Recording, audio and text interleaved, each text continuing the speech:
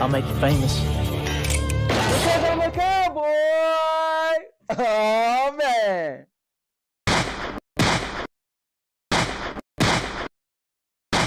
And now, your mama knows.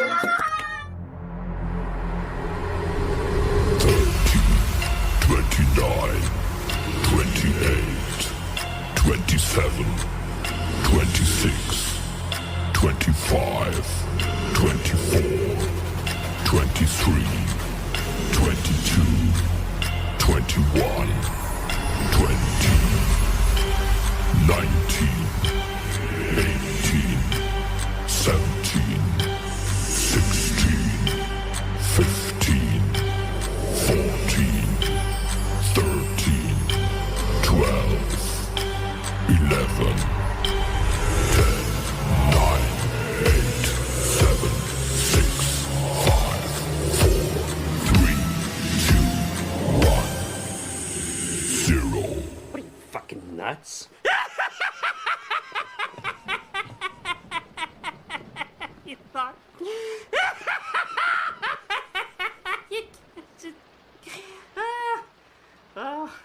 Subscribe to the most epic channel on YouTube for live streams every week, daily videos. Subscribe. Bruce, unleash the baby god dragon.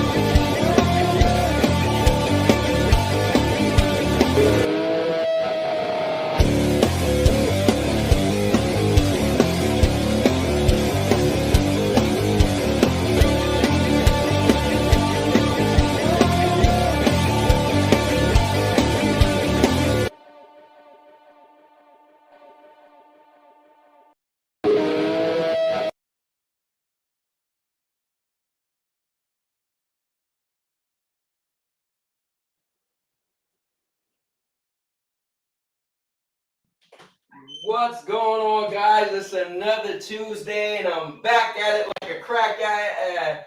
Well, anyway, guys, it's none other than myself, the Cowboy King of Entertainment, aka Anthony L. Lewis in real life. And God, it is Tuesday, and so we are coming to get together with some more news. Crazy thing is, man, there's a lot of people who passed away. So we got to get to that. There's a lot that happened that's not gaming. Like, I got a lot I want to talk about that's not gaming, guys. So we're definitely going to get into gaming, but wow. Wow. So if you guys are new to the channel, I do gaming, vlogging, podcast, movie reviews, product reviews. Been vlogging my life since 2011. Every birthday, Christmas, Valentine's Day, you name it, it's on this channel. So, I see you guys are rattling off in the comments. Let me make sure I don't got like my mic on or something. Okay, all right. Just wanted to make sure. But yeah, so we're gonna get into it. Now, I often donate to other people's channels. I donate to Purples often. I donate to CMG a lot. I don't know, like if you guys have a channel and you monetize, I like to pop in and always do $5. That's just like my thing, right? So what I was telling myself is I need to start putting some money back into this channel for the people who watch here. So I know that a year ago, YouTube gave me the ability to gift memberships for free, but I tried to figure it out. Even my guy Duragon, he was trying to figure it out. So apparently it seems like I was supposed to do it a year ago, never did. So I lost the ability. So anyway, about a month ago, I actually gifted about 6 free memberships. So what I'm going to do is once a month, I'm going to gift memberships to you guys. So who's ever watching that stream, you guys will be gifted a membership. Membership got a bunch of stuff. I put out a lot of content, put out a new video today. I put out a lot of videos and I just put them for the members, and then I slowly put them out to everybody else. So you can be the first person to see that. I got special emojis that you get to have. You have certain badges. I'm always trying to come up with ways and things to make, just having a membership not just be a thing that YouTube say, hey, do to make money, but it's kind of like something I could do to make it kind of fun for some people who, want to go that mile. It's $2.99 a month. I didn't want it to be anything crazy, but I figure, look, I have the ability to do it. Let me do it, because some people is like, bro, you got to do it, because I'm a little weird with money. Anyways, but thanks for being a part of the channel. We'll get into all of that later on. Man, it's gonna be an epic show, man. I just feel like it's gonna be a lot to chat about. You guys are coming in the building. I see my guy Obi Rose is in the building first. Obi, welcome to the gun show. My guy Monkey Boy's in the building. Monkey, has been cool. You got gifted a membership, and you and I have been chatting a lot. Also, another thing, how did I forget? For the channel members, whenever you comment on a video, I respond back to you with an actual short. So that's a little cool. It makes it a little personal. But yeah, guys, it's a lot going on, and I'm excited. And just killing a little bit of time so some more people could show up. Get a little quick pump. Also, I got some reviews that'll be coming out. I actually purchased the Samsung Galaxy Fold 7. They debuted it, like 2 weeks ago, I guess. So that should be coming to my house maybe tomorrow or up to Friday. So I got a case that I bought for it. So it's going to be epic. But with that being said, I'm going to grab a chair. I hope you guys grab a chair. And we're going to get into this show. So I didn't think I would actually get the new phone, but it actually looks like this year they're actually going to have some stuff that's going to be actually better. Camera's going to be better. The screen front and inside is going to be bigger. And, it's just better processor, blah, blah, blah. So what I want to see, though, is what people probably don't know if you don't have a folded phone. On YouTube, you can't do some of the same stuff that you could do if you didn't have a folded phone. So that annoys me. So hopefully this folded phone allows me to do some of that stuff. But with that being said, let's get the show started. Clean my glasses. Then... all right, now, let's scroll up. So my man Obi's in the building. Obi, just so you know, welcome to the Chosen Zone! All right, so let me see. TPG is in the building. Sit down and watch the greatest show on YouTube. Tell him, TPG, rest in peace, Slipgate.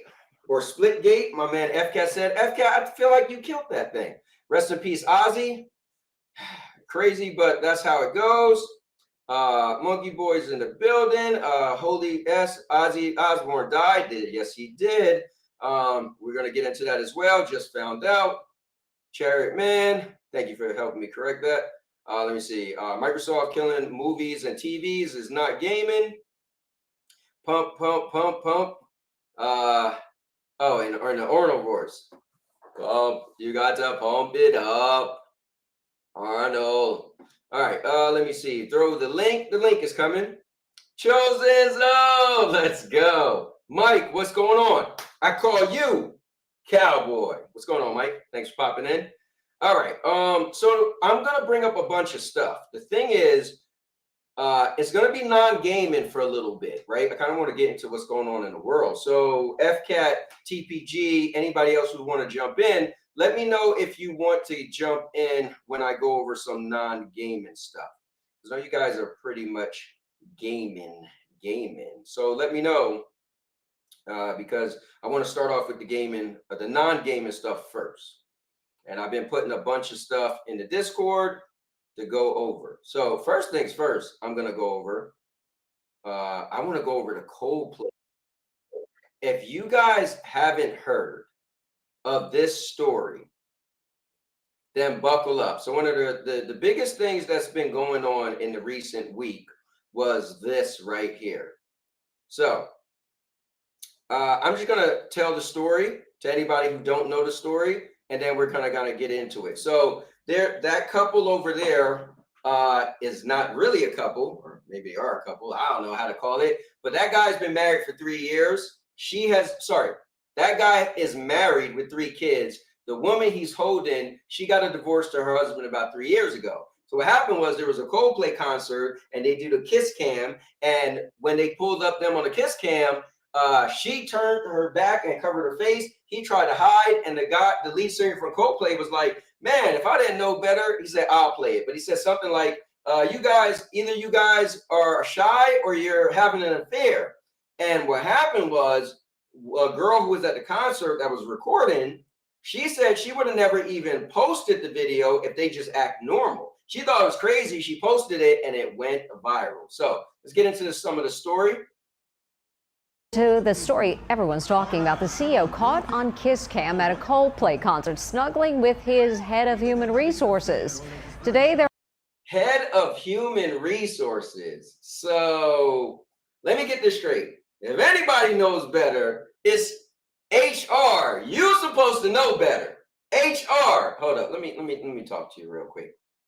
The head of HR, you're supposed to know better, right? Like, you know that you can't be. Wow. All right. There are serious questions whether they will be forced to leave their jobs. Allison Hall has the latest. All right, so I'm going to skip some of this because we found out that, yes, that guy actually had to leave his job. Now, if you guys know or not, I don't know about the woman. Actually, yeah, she did have to leave her job because they said they have a new person that took over her job. But go ahead. Either they're having an affair or they're just very shy. A woman who shot. Well, he said either they're having an affair or they're very shy. Woman who shot that now infamous Coldplay kiss cam that caught 2 executives apparently cheating is speaking out to Inside Edition. 28-year-old Grace Springer was at the concert at the Gillette Stadium in Boston and captured the moment that has now been viewed 53 million times. I could have never guessed that it would be such high-profile individuals in the video. I do feel sorry for. And the guy was the CEO of his company. That's crazy.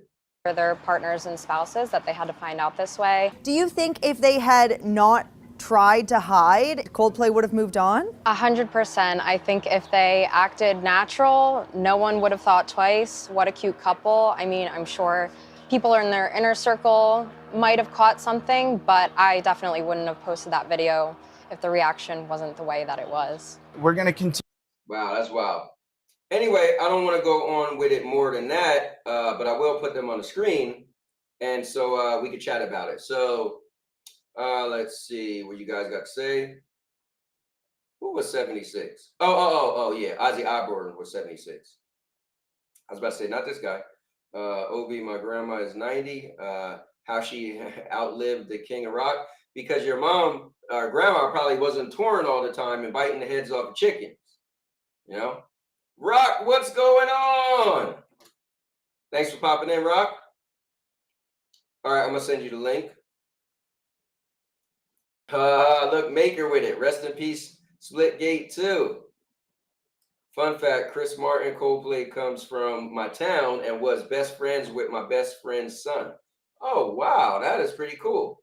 She forgot all about those rules when she saw all those zeros on his paycheck. Yeah, right? All right, so I'm going to send the the link for you guys. Also, remember, if you guys just popping in, I will be giving away. I'm going to be giving away memberships today. So yeah, so make sure you're in here for that. I'll give away a bunch of memberships.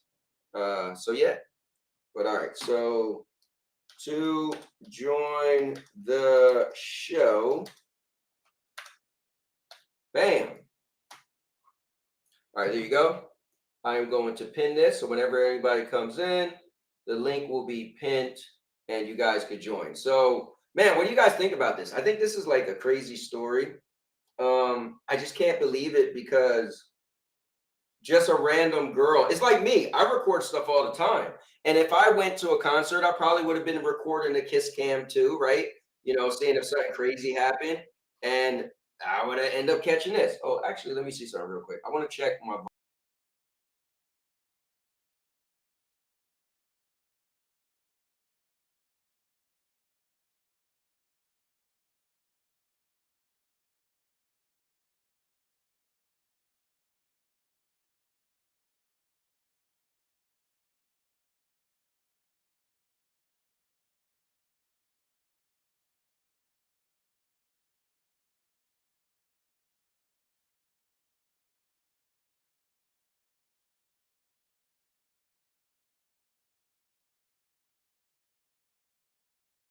Okay, I think the volume sounds good. Always like either my volume's too high or it's too low, but I think it's good. So, guys, coming in right now is none other than some of my guys that always like to pop on. We have a great time, a lot of fun, but coming in right now, red hot, is none other than the guy. When he shows up, he has to have his own intro because it's none other than Let's Go.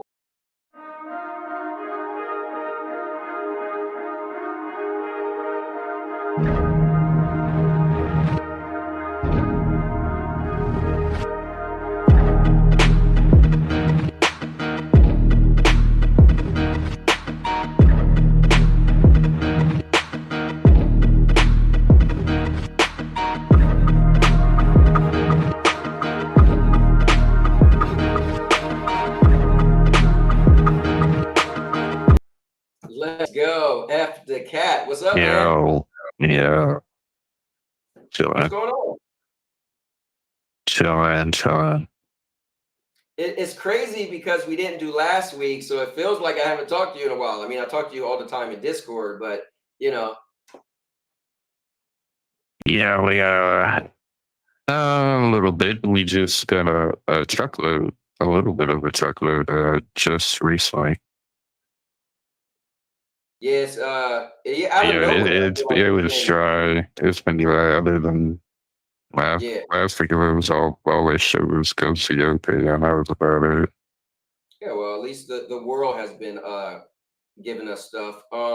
So Vet said this is stupid. And he said, "Is this gaming?" So Vet, you know what, man? What's cool is I don't, and I think it's been clear to people. I don't like when I mean I don't care when it's all gaming, but when the world gives you something to talk about, I like to discuss it. So the channel isn't. This show isn't only gaming. But I figure you knew that. Rest in No, peace, Washington. actually, we should bring back the thing that says game and non-game and or whatever. Oh yeah. Do our damn, I forgot what it's called. No, we Topics have for, a non-game and game. don't worry, PlayStation Gamer. We are losing icons and Cowboys, former king of content, but the legend that is Vet is still here. Vet, get out of here. You ain't no legend. When Rude Days come on here and have you crying and pack up, I don't know. All right, let's Yeah, see. the gaming news has been so dry, so just now. Mm-mm-mm. All right, so let's bring on. Well, before I bring on TPG, what's your Things thoughts on should this? pick up. Things should pick up after Gamescom, though. On this, Yeah, I don't know. I've seen people say that they're against kiss cams and that something like this could be a lawsuit potentially, it could be a what? or should be a lawsuit, or yeah. So here's the thing. you're at a public concert that anybody is able to record. What if the person Right. next to you just recorded you? Are you gonna sue them? You're out in public. This is And posted it on the internet, Yeah, this then is free. they would probably know who they were. Yeah, this is free use as Yeah. big as it get. Now, here's the thing. You don't know their address, right? Because think about it. Everybody has a license plate. So if that was the case, or you drive by people's houses, right? So you drive down the street and see somebody driving crazy and you take their license plate. Can you sue them for taking down your license plate and calling the cops on you? No, you can't, because you're out in public. Man. So, that's crazy. I mean, when you want to do stuff like this, you shouldn't do it out public like that. So I know people say they should have played it off. I know me, right? If it was me, it would have caught me off guard. It's like when a dog jump out at you when you're walking down the street. You jump, right? So they just reacted like, oh God, we're doing something wrong. If they was probably driving in a car and was like, listen, when we get to the concert, if it's a kiss cam or something and they get on us, just act normal. Maybe if they had a talk, they probably would have act normal, but that's crazy though. Just think about it. The lead singer just say, you guys are either having an affair or you're really shy and they're having an affair. Like, how does that's crazy. Anyway, let's bring in none other than the guy that bleeds blue. I don't know. I always ask you each week, is PlayStation blood? Would it be blue? Would it be white? I don't know. Yeah, blue. They do the white with the black accents. But anyway, bringing in none other than TPG. TPG, what's going on? Not much. Just kind of grieving over Ozzy Osbourne. God damn. Yeah, that's 2 wild, weeks man. after he did his final performance. Yeah, somebody said, look, he made sure he stayed alive to do the last show. It's crazy. Yeah. But as far as this kiss cam stuff, this is why I'm against kiss cam, man. It's like, it's awkward as hell because they don't know what your relationship is. I've seen like kiss cams where like their brother and sister next to each other, like, no, we ain't doing that. Well, I mean, if you think about it, you when the kiss cam comes on you, you first don't realize it's on you, right? Unless you're looking at the Titantron or whatever. Mm-hmm. So when you realize it, if your brother and sister, you be like, if you don't do anything, they're gonna move on, right? You need to write down a sign ahead of time says, yeah, this is my sister, pan don't make me kiss her. They pan through the audience and see who's all like canoodling like they were. Yeah. Well, I just love the fact this guy like freaking just like he dived like, God damn it, no. It's like, bro, you already know you're on camera. Like, that was the crazy thing, because you see yourself and you're like, oh, we're on camera. And she turns, he tried to dive. Like, no. Hold on, let's look at it again. You know what the more insulting part is? It happened at a Coldplay concert. No, they should have went to a movie, because in the theater you can get away with that in the theater, and nobody ain't gonna, care or see you recorded. You know what I'm saying? Look at the look on his face. Go see a movie, face, dude. Man. Look at that face. That's the face of, oh shit, I'm about to get sued. Right. He's like, oh, gotta go. And Why's he gonna divorce all me? the way down. That's funny. Oh, wait. Hold on. Let's get this. The other. Hold up. Wait. Let me play this part. This is what some people did. He totally ruined player 101. Like, yeah. You don't bring your side piece out. Hold on. Let me play this real quick. Kristen Cabot, his head of human resources, were seen shrinking in panic at the concert. He's married with teenage children. Kristen Cabot has been divorced for 3 years. She was hired just 8 months ago. And now that 15 seconds of video is having a devastating impact on both of their lives. The New York...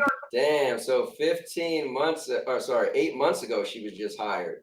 And she stepped her way up. Yeah. Real quick to Maker's comment. No, Ozzy, I think, was already had cancer or something, and that's why they did the last. I think he had Parkinson's, something like that. No, they said he was going to go at some point, and that's why they did the. Like if you the actually concert thing. if you watch that final performance, he couldn't even stand up. Yeah. That's how bad it was. But to say he was assisted suicide, dude, that's Hey, listen, I thought it was cancer. some people, you know, they got the right to come up with conspiracy theories. I heard think he just cancer. I think he just died in his sleep. That's what I hope. I hope he died in his sleep, and you know, now it's up in heaven, hugging Mama.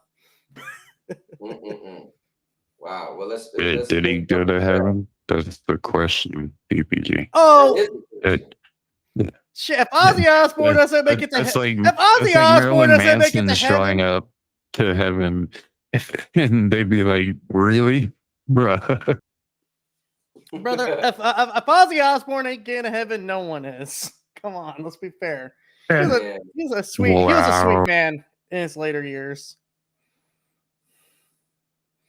He could have been an asshole back in the day. He made somebody commit suicide on one of his songs. What? Yes, he bit a head off the bat. He kissed in front of the Alamo. Yeah, that's He okay. did a But lot of here's the thing, crazy- man. I'm gonna say this. That's young Ozzy. Old Ozzy doesn't deserve to pay the repercussions for what his young dumb self did. Well, you know what the thing is? I think either way, Yeah. right? You can't control somebody. The entire So- Black Sabbath first album is literally, well, Black Sabbath, the song is literally about being in front of Satan and being in hell and running from Satan. Well, you know what, man? Just remember, according to the Bible, Lucifer, the fallen angel, was at one point an angel. He was God's most loyal soldier, too. Well, I don't think that matters. What matters is if you repent it before you die. So it's all great. I'm pretty sure he did. I'm pretty sure he did. Ozzy, man. Yeah. I mean, we all knew it was going to happen eventually, but it's like, you know, at the same time, still too young. Yeah, I mean, everybody is going to die. That's the whole thing about being on this planet. No one's getting off alive unless you die in a spaceship, you know, outside of the orbit. So,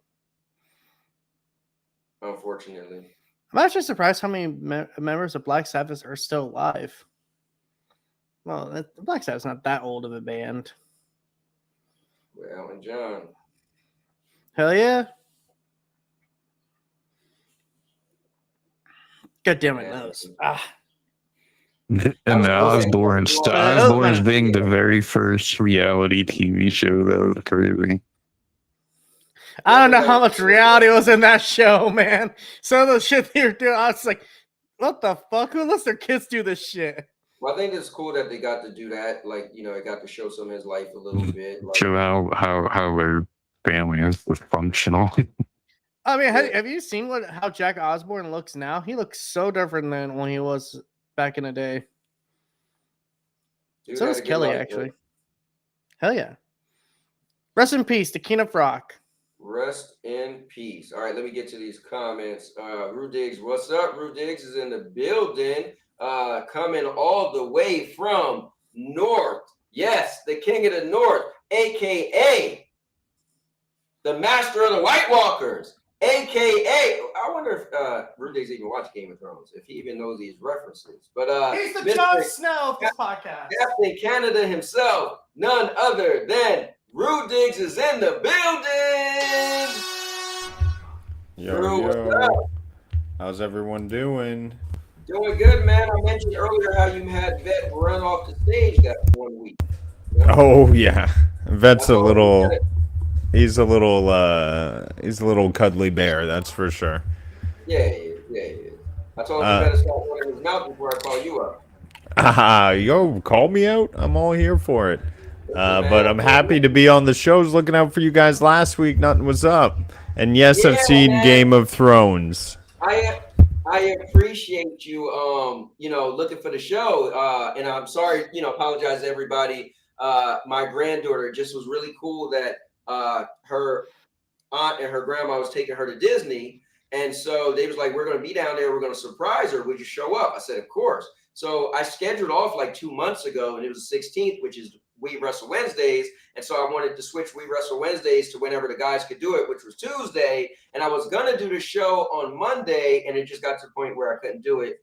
And so, you know, I apologize to everybody for that. But yeah, I mean, wasn't much to talk about. The show normally is going on every single Tuesday. I am a big consistency is my thing. It just so happens that, you know, all that happened. But thank you. Yeah, it is life. I get it. I hope Now, it wasn't. Did you say you did watch Game of Thrones? Yes, yeah, I watched all the Game of Thrones. I got you. So you're our Jon Snow. You're the king of the North. King of the North, boy. What's your thoughts on the Ozzy Osbourne? Yeah. I mean, that's unfortunate when somebody passes away, obviously. Yeah, condolences. I know my wife and I watched a little bit of that reality show, and they had way too many animals. But otherwise, you know, it's sad to see an icon obviously pass on. It shows the passing of time, that's for sure. Didn't he have a lot of cats in the show? Or Sharon had a lot of cats? Something like that. They had a lot of cats and dogs. It was too much. Too much. That fucking dog is shitting on the floor, god damn it. Remember that for some reason. What hold on, I got something for Rudigs. Rudigs, what's your thoughts on this? What is going? Here we go. If a play. I think you just said it. Oh yeah. Oh man. Obviously this is the thing that's gone viral around the world. I'm hearing he's getting screwed financially. I mean, part of me feels like it's just a hoax to distract everyone for a little bit, how viral it went. But yeah, I don't like that kind of behavior. I don't condone that kind of behavior. So yeah, I don't like it at all. If you want to spread the seed, why marry someone? That's my question. Well, his wife said he was gonna she's going to like sue him as best. She's gonna try to get full custody and all this stuff. So I don't think she'll get full custody. I don't think him cheating doesn't make him a bad father. But yeah, it's kind of crazy. You know what? It's crazy. I think it's viral because his status, right? Being the CEO of a company, and she's being the head of HR. I think, you know, if it was just random, nobody. Well, let's not pretend this is the most original thing either. Like, come on, how many fucking CEOs get caught with their secretary at those late hours? They have the, you know, the just say it. If this was Donald Trump, that nothing would have happened. If it was Donald Trump, everyone would hate him more. What I'm saying is to have the lead singer from Coldplay to call it out, and that actually what it was. You know what I'm saying? It's ironic, don't you think? All right. Anyway, yeah, I got that. Paul Abdul. I said Paul Abdul. Wow. I mean, dang. Jesus. The hell is her name again? All right, I can't remember. All right. Anyways, let me see what else. I got a crazy story. Well, are we gonna talk about the files that will never be released? We're gonna talk about what? The files that will never be released. I think we did that the last show. We mentioned that. Mention what? The Epstein files. We're never gonna see it. And I think we're kind of over that. Well, I'm not. What about this? Nah, but I mean, they stopped talking about it. Look, this is a crazy story. Hits that it is time to grab a energy drink. That's what a West Michigan woman did, and this one packed a real punch. Sure did. After she finished the whole thing, she said she saw a mouse lying in the bottom of the can. Yo. Now, Rudigs, you're a Mr. Energy Drink man, aren't you? No, I'd never drink the stuff. I drink coffee here and there. My dog's name is Espresso, but no energy drinks for me. I wouldn't condone it. It's got way too high levels of caffeine. So your average cup of coffee is about 100 milligrams of caffeine, and one energy drink is usually around the 550 mark. you're at like 300. Some of them. I mean, it's pretty high. Dang, that's crazy. So you know what's crazy? I've always been hyper. You met me in person.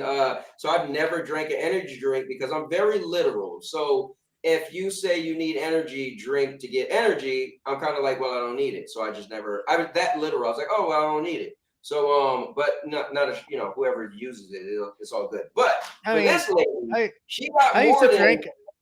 Go ahead. Okay. Good. No, go ahead.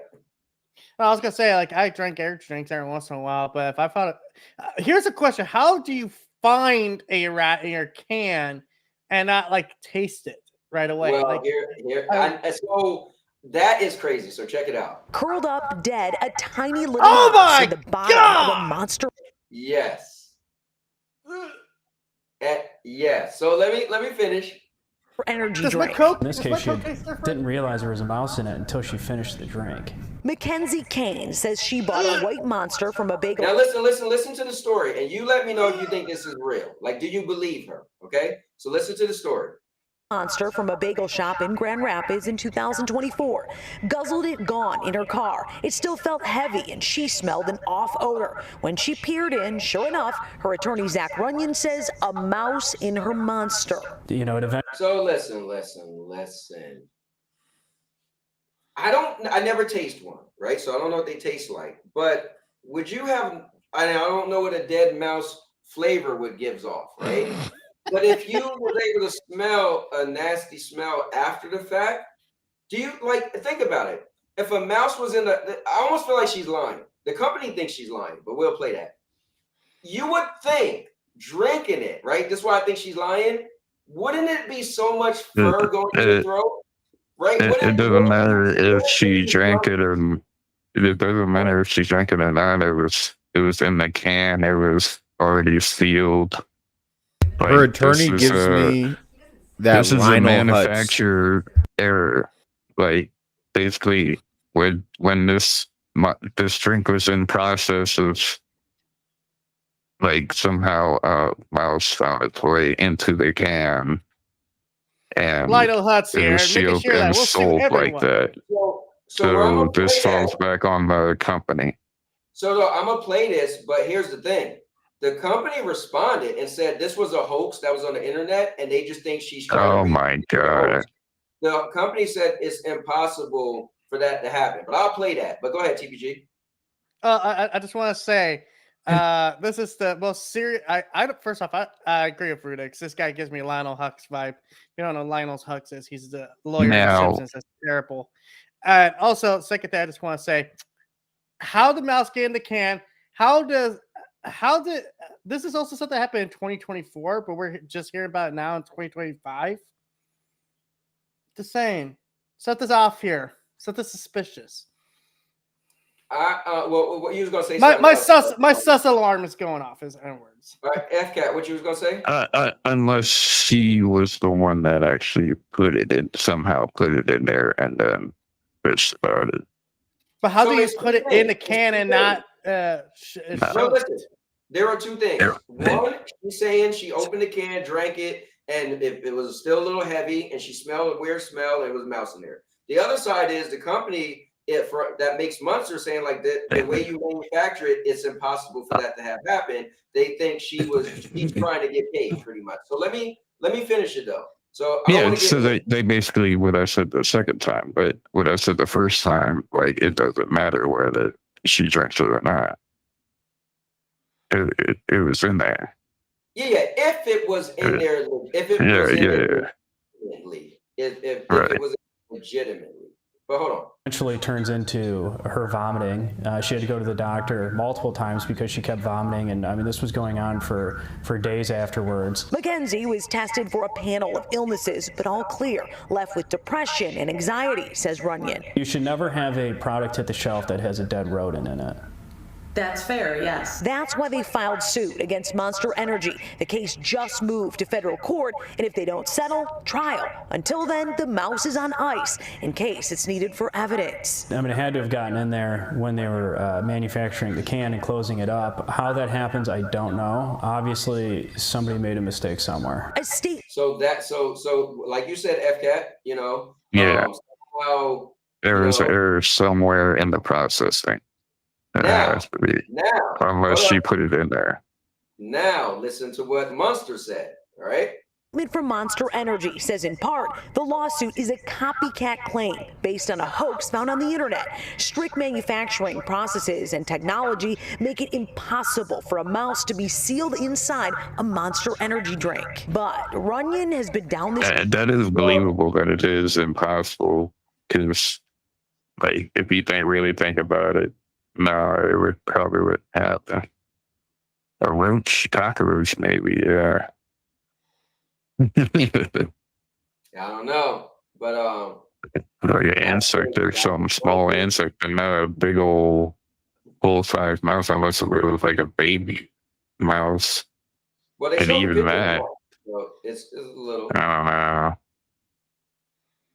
Pieces of a mouse. Yeah, it's kind of crazy. It is crazy, but anyway, I just thought that was a crazy story I seen, and I wanted to pull it up for you guys. Now another, don't want to get too sad on this, but another crazy story, and let's just get all these out the way, and then we get the game in.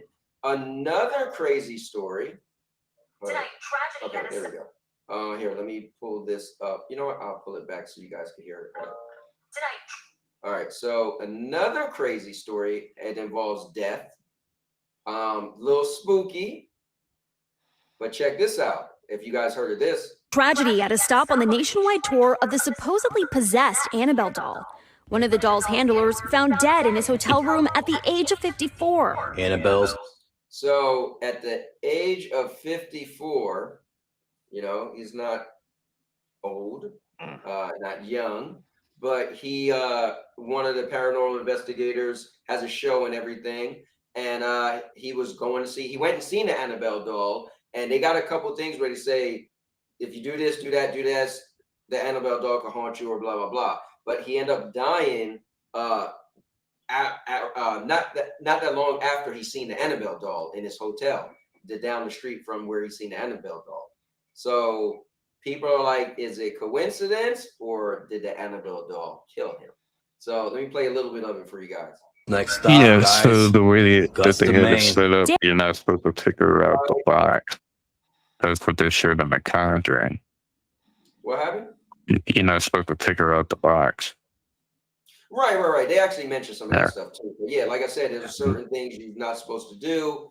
And so, but check it out. Dan Rivera, a lead investigator for the New England Society for Psychic Research, or NESPR, had been exhibiting the Annabelle doll around the country. His colleagues now mourning his death, writing, NESPR is devastated by his passing and is still coming to terms with this profound loss. The cause of death not yet revealed by investigators. The county coroner telling NBC that his death was nothing suspicious. Still, the decades of lore surrounding Annabelle causing a social media craze among those fascinated by the paranormal. The Annabelle. Wow, man. The fact that it wasn't non-suspicious is suspicious. Mm-hmm. So, I am. What? Yeah, I know about this stuff, and I don't know. Let me ask you guys this. Would you visit the Annabelle doll if it came to your city? Fuck no. No. I wouldn't invite any of the evil, but I definitely don't think that that's the situation. The only way I'm going near this damn doll is if a Catholic priest is right next to me spraying holy water on it. Hold on, I got a question. So, Rude Diggs, you wouldn't invite the evil, meaning you have some type of a belief that evil is out there, correct? Yeah. But yeah, you for don't sure. think the dog killed the guy. Like, there's no reason for me to, tempt whatever evil, if evil exists, to come look at me. But do I think a doll killed a dude? Nah, I don't think so. I think this guy may have just had heart complications or something. 56, who knows? I don't know. Well, we'll definitely have to follow up with the story. I would be curious to find out how he passed away. Not all the time.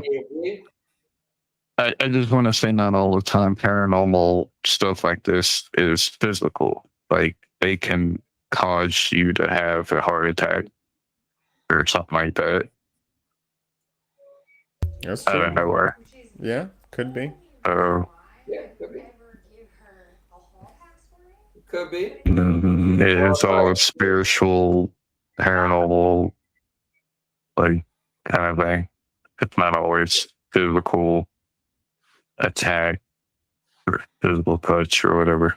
Well, listen, you're from Louisiana, so you probably believe in a lot of that stuff more than anybody else. Like, well, I've studied it. I mean, I researched paranormal for a while. Yeah. All right. Well, let's move on. Another unfortunate news. Donald But, Trump is still not locked up. That's unfortunate news. But yeah, spirits can attach themselves to something like that. Michael Jamal Warner passed away. And if you guys don't know him, he was on the Cosby Show and a bunch of other stuff. So just giving a little nod to his passing. He was, I grew up watching Cosby's and blah, blah, blah. So Malcolm Jamal Warner, who played Theo Huxtable on The Cosby Show, has died. Warner drowned off the coast of Costa Rica yesterday while on a family vacation. Police in Costa Rica say Warner was caught by a high current in the water. Malcolm Jamal Warner starred in all 8 seasons of The Cosby Show as Theo Huxtable. He won an Emmy for his role as the only son of Bill Cosby's character, Cliff Huxtable. I spoke.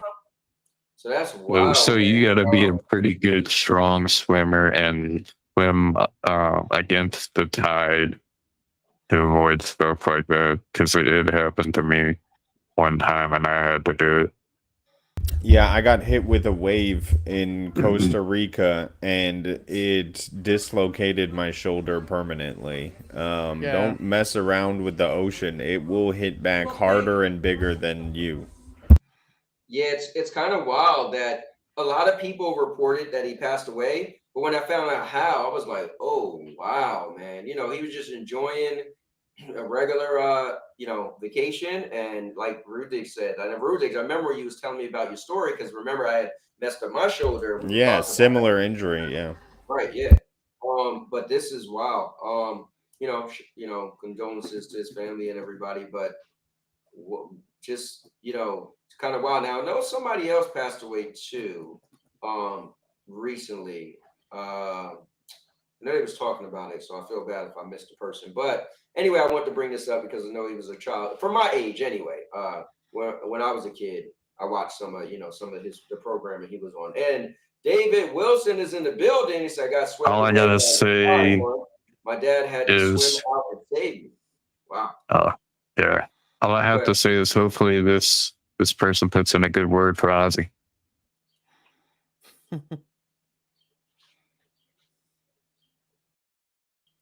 Jeez, guys, don't say something at once.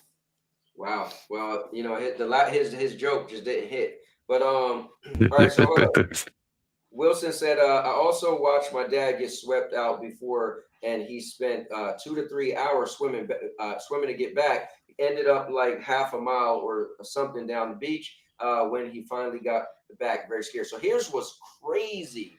So I recently, a couple months ago, got to learn. Okay, let me not say I learned how to.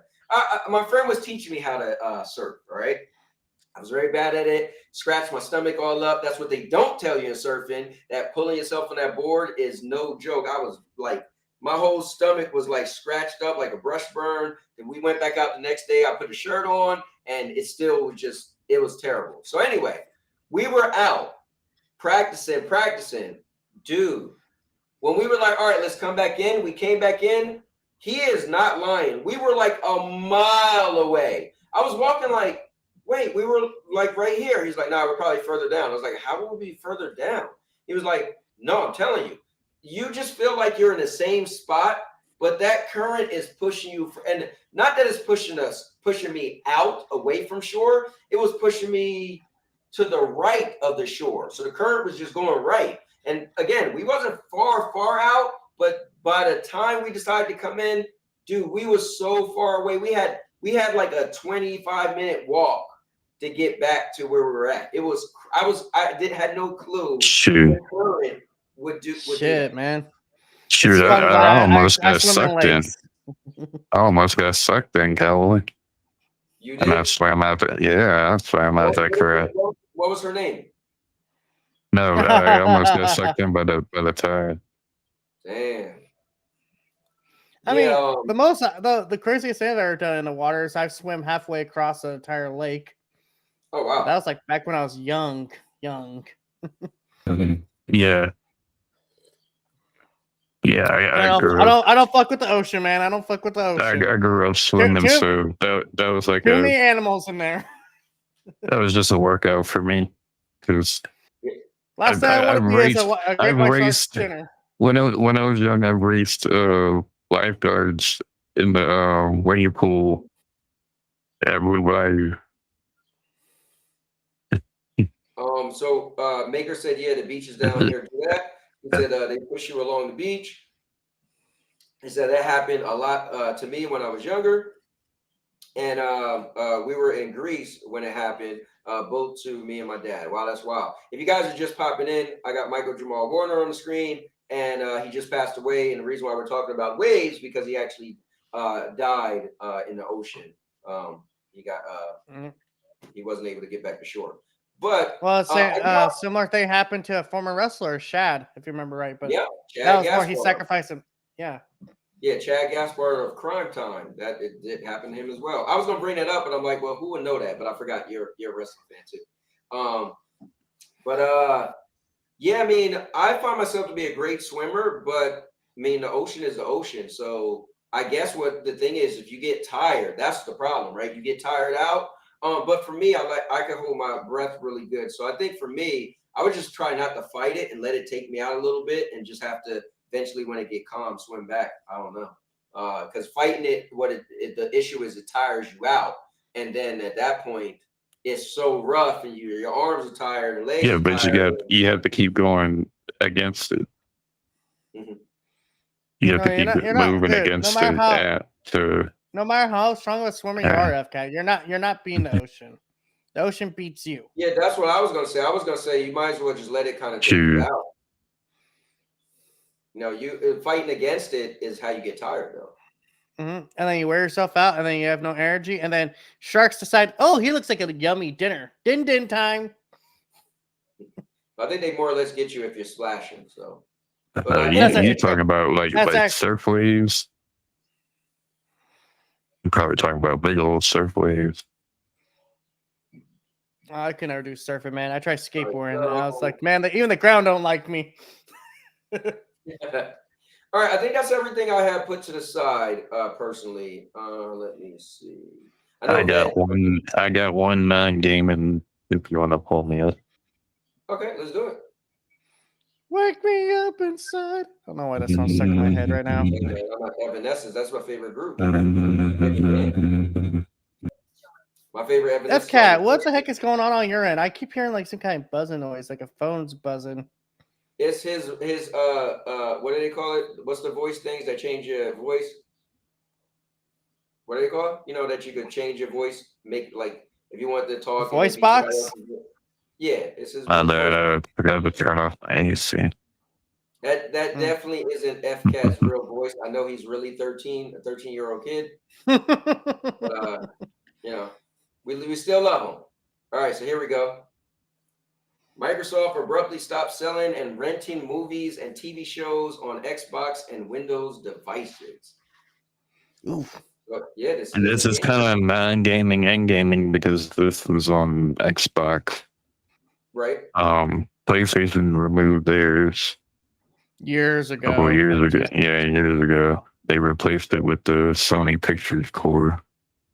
Oh, that garbage thing.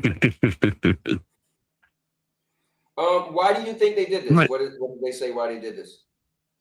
I don't know. Like this takes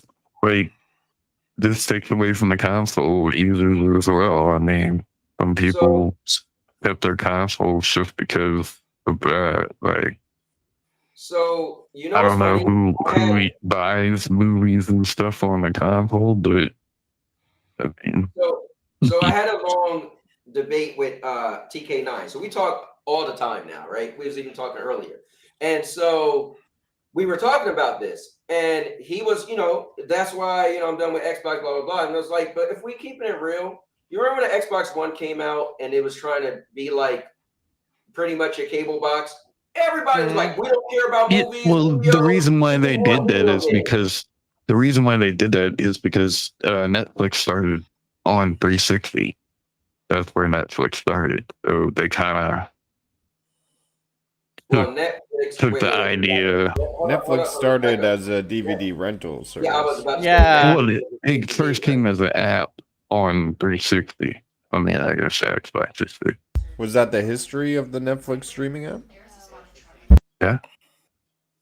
So my thing is this, though. My point is that people went crazy in the backlash when the 360, the Xbox One was coming out, how we didn't care about, movies and stuff. We just want to play our video games.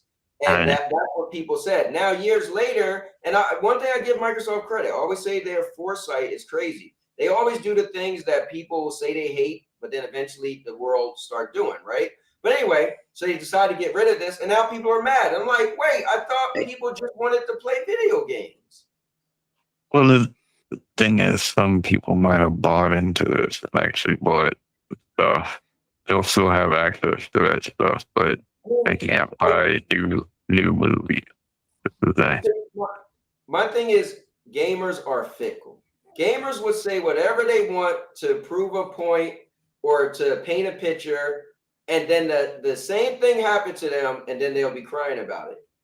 So for me personally, when back in the day, when the 360, I keep saying 360, the Xbox One was coming out, I didn't care, because my thing is this: either I'm gonna use the feature or not. So I don't care what they do, right? Years later, I don't care that PlayStation took movies away, they took movies away. I play my console to play video games. But I'm not saying to the people who are upset, you shouldn't be upset, because I get it. Maybe you bought a lot of movies and now you can't get them. I'm just saying that gamers are funny because they swear that they didn't care about this, but now people care about this. That's what I'm saying. Well, if you were on Xbox, you kind of saw it coming because they got rid of the HDMI port on the back on the Xbox One X. They got rid of Snap feature on Xbox One because it was taking up resources or whatever.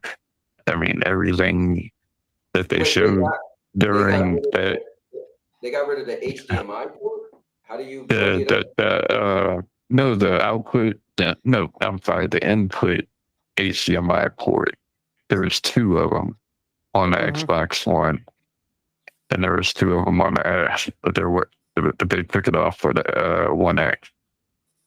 Okay, so let me explain this in a way so people can understand. There's you were able to put your cable TV in. There's one you're supposed to Yeah. you're supposed to be able to put your cable to go through, and then you would have one that would basically work as a receiver that you would hook up to your TV. Okay, right. And people used to put their 360s into it. I'm gonna be honest, man. I don't know a single person on an Xbox One that did that. Let's be real.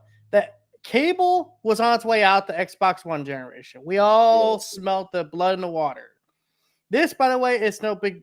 Like, I'm not gonna say it's not no big deal because obviously it's somewhat of a big deal. But at the same time, it's just further proof that you don't own digital goods. They could go just as quick as they come. Right. So that's probably the best point to learn, But yeah, you should be buying movies and stuff on a console. It takes up storage, which you can use for games. You don't. Okay, FCAT, you don't download the movies. You just basically stream them. Like, have you ever used used Fandango at home? No, the Xbox One you had to download it. Okay, why are you talking about the Xbox One when we're talking about this? Yeah. Yeah. Well, this is the thing that we're saying. This is the Xbox movie TV thing. At one point, you had to download it, the movies, and it took so. It's not the same thing, but okay. How about we do a topic switch and we get into some gaming news? Y'all guys ready for that? This is basically gaming news, but yeah, go topic switch.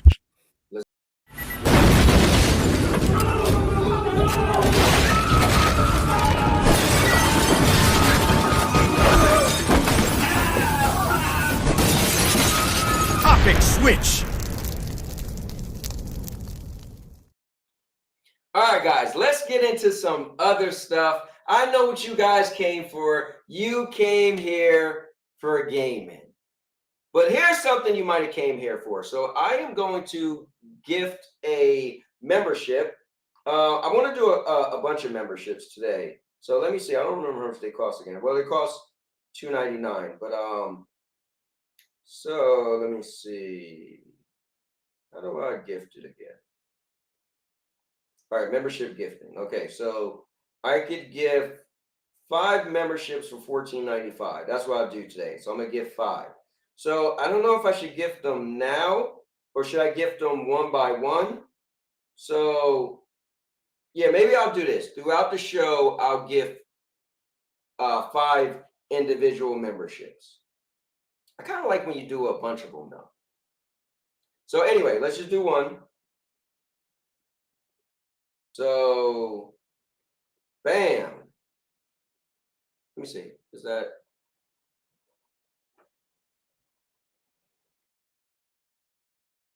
Yeah, it's about the same. All right. So just gifted 1 membership. And it went to, oh, SPG. All right, cool. Let's go. So SPG was gifted a membership. So the crazy thing is you don't have to be watching to get one. Unless SPG is watching, I don't know it. But so that is strange. But anyways, so all right, so guys, we're gonna switch over to gaming news. So let's bring back on F the Cat, TPG, Rudigs, and F Cat. Here is your screen. Yeah. There's like A2 going back to beta, and it That's crazy. came out 3 months ago.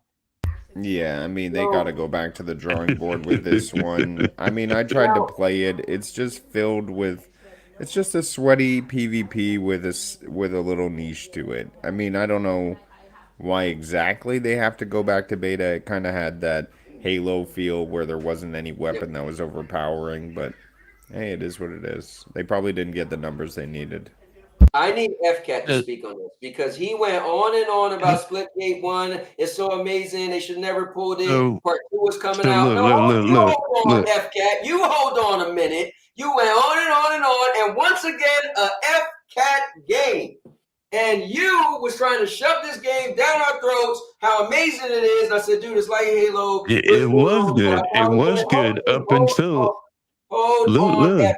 We're going to put you on the spot and you're going to get to talk. Now, I said, dude, it's like Halo, but with portals. And I feel like jumping through the portals might be kind of convoluted and a little weird. And I just want to run around and shoot people. So when I did get a chance to play the game, I was like, it's how I thought.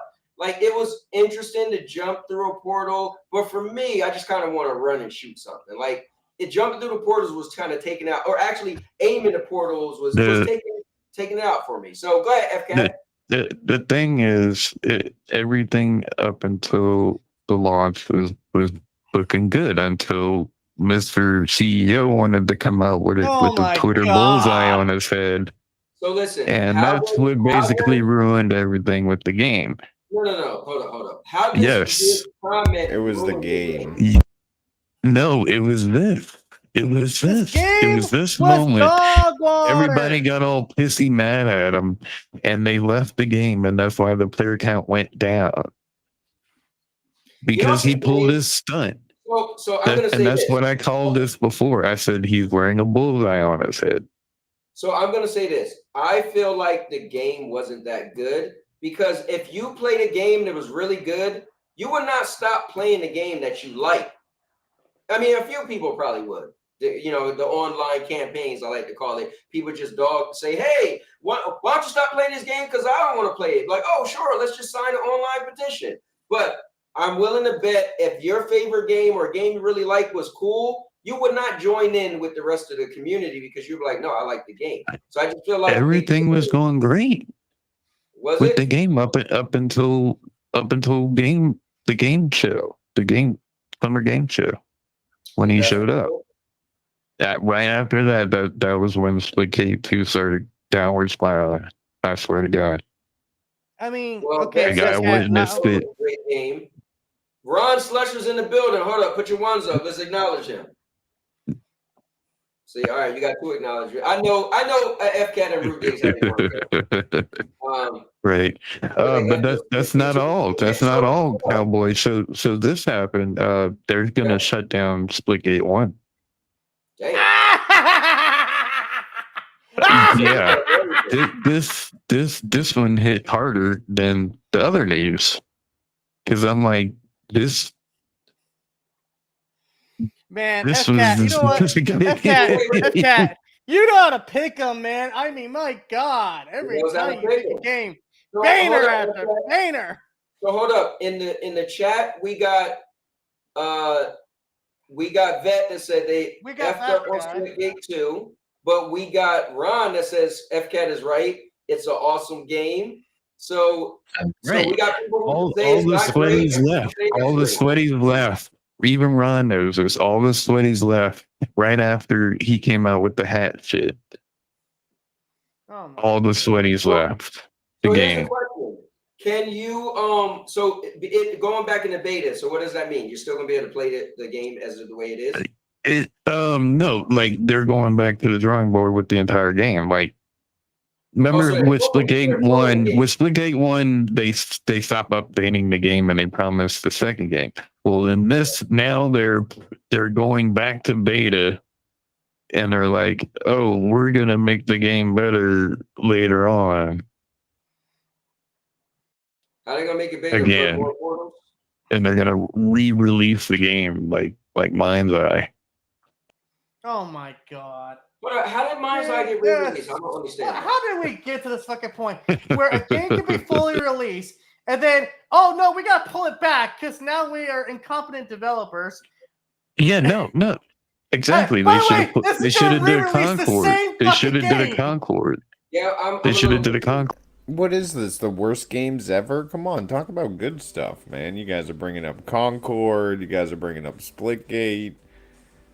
I mean, if you want me to move on, it's still bad. It's still, I just don't think Splitgate fundamentally was entertaining. I played it.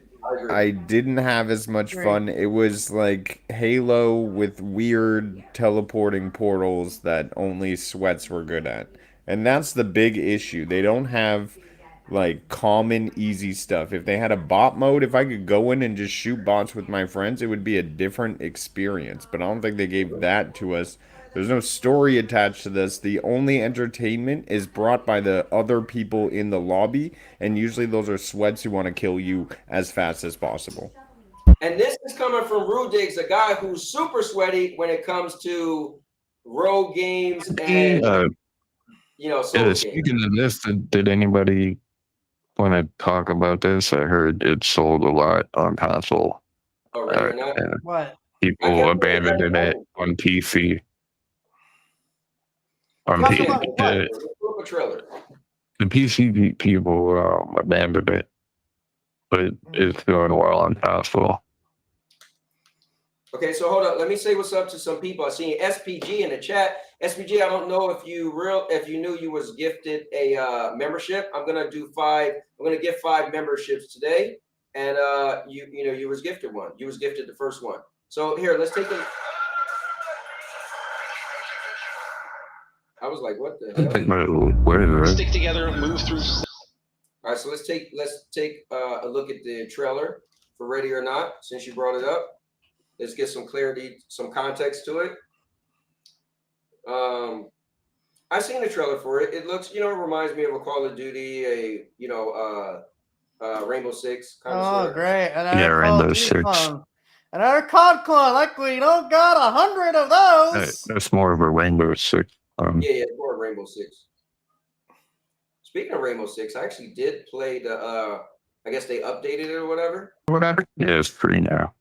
So I downloaded the demo of the update. It felt the same to me. But. So yeah, this is you going in. This looked like you didn't need a lot of teamwork.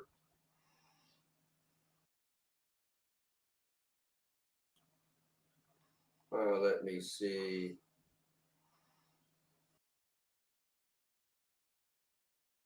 Let's see. Last of Us. Let me Part guess. 3. All right, multiplayer indie game.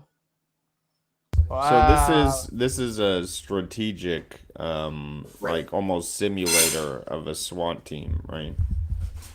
Yep. Got to be teaming up.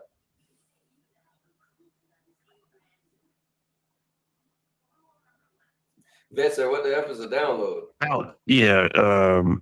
So you can either download or stream on the Xbox, Microsoft movie thing.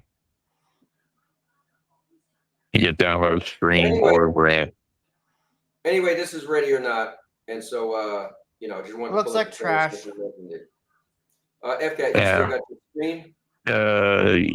Yeah. Well, let's move on. I mean, I'm sorry, man. Like, a lot of people. Go ahead. Ubisoft claims that microtransactions make games more fun. Okay, you know what? Let me say. I want to say something here real quick, just real quick about this.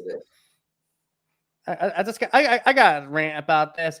Ubisoft, go fuck yourselves, guys. If you are buying Ubisoft games at this point, you deserve to be pissed on. You deserve to be pissed on in Total's reign. I'm sorry. I'm done. Fuck Ubisoft. Dude, no, they're so full of fucking shit. I'm just done with them. They can go fuck off in the grave. All right, well.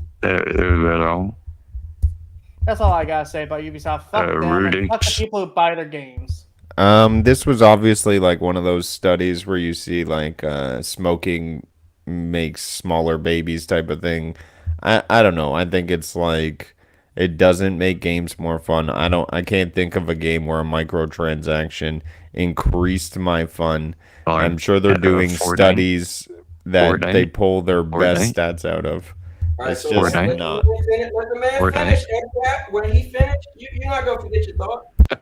You said no game. I'm like Fortnite. Well, you could say. Okay, is Fortnite more fun, or is it just like, oh, that's a cool skin? It doesn't add anything to the game. I mean, I've played Fortnite every single week on stream, and I've done one microtransaction in 4 years to get the Omni-Man skin, Captain Canada, what up? But other than that, it's just like microtransactions are added costs that should be built into the game. So let me say this. So I actually have the exact opposite. So Primo, most of you guys know Primo, he was doing a birthday stream, I think last year, and I watched him and I was like, oh, he was doing a Fortnite. And I was like, oh, I'll play with you guys if you want. He was like, cool. So I jumped in Fortnite. They was running around with all these cool skins. I was like, I never bought a skin. I was like, you know what? I'll buy a skin. So they had the Hope. Hope's my favorite comic book character. I bought the Hope. And that spawned into almost every day since that year ago, I go on Fortnite just to see what skins they got. One day I got on to spend $65 in skins. I bought only three skins. I bought a John Cena, Bianca, and Scorpion. So I got a list of characters that I only want. That's my favorite like IPs. I really want Optimus Prime. He'll probably never come in there again. But so I have the exact opposite of Rudig. So Rudig's, I think you said you only bought one skin. I end up only playing Fortnite because I got into skins. Then my wife got into skins. So my wife would buy whatever her favorite skins was. Now it got to the point where I don't even play the game, but I go on to see when they're going to have a skin just to buy it. I know that's ridiculous. Makes no sense. I'm probably part of the problem. But I will say this. I do think, now it might be my age, so I'm explaining to you guys.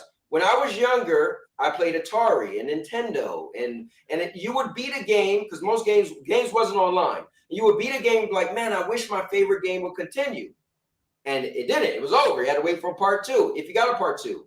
Well, the answer to that was DLC, and so then further that is now microtransactions. So for me, I was a big fan of the Avengers game and never spent 1 cent on a microtransaction, right? So I think you don't have to buy. That shows you, and even Rudigs, that shows you, you don't have to spend money. It's optional. It doesn't add to the core game unless they, like the core, as long as you can play and beat the core game and the game's done, over, credits rolled, cool. Now, if they add cool characters and a weapon or whatever, that doesn't stop you from beating the game, seeing the credits roll. Now, DLC doesn't stop you from beating the game credits rolling, but DLC could continue the game and therefore make you have more fun, and microtransactions can add to the game and make you have more fun if it's something you feel will make you have more fun. So I guess what I'm saying is fun is in the eye of the beholder. I think I do agree with this. Ubisoft claims microtransactions make games more fun. I think they can make games more fun.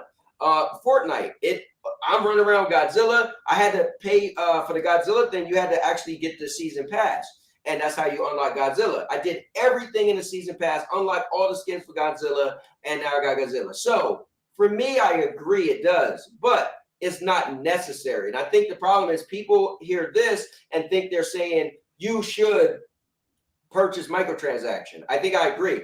Microtransactions can make a game more fun, but it doesn't mean it will make a game more fun or it has to make a game more fun. I think the problem is we just take something like this and we get pissed off and feel like, why are you trying to make me spend money? It's like, no, I just think they're making a broad statement that I agree with. So that's my point of view. But I was gonna review this game right here. All I can say is it's hard. It's pretty hard. I got about maybe 2 hours into it. I beat maybe like 1 or 2 bosses. Maybe the mechanics for the bosses are crazy. So it's something Rudigs might like? Maybe.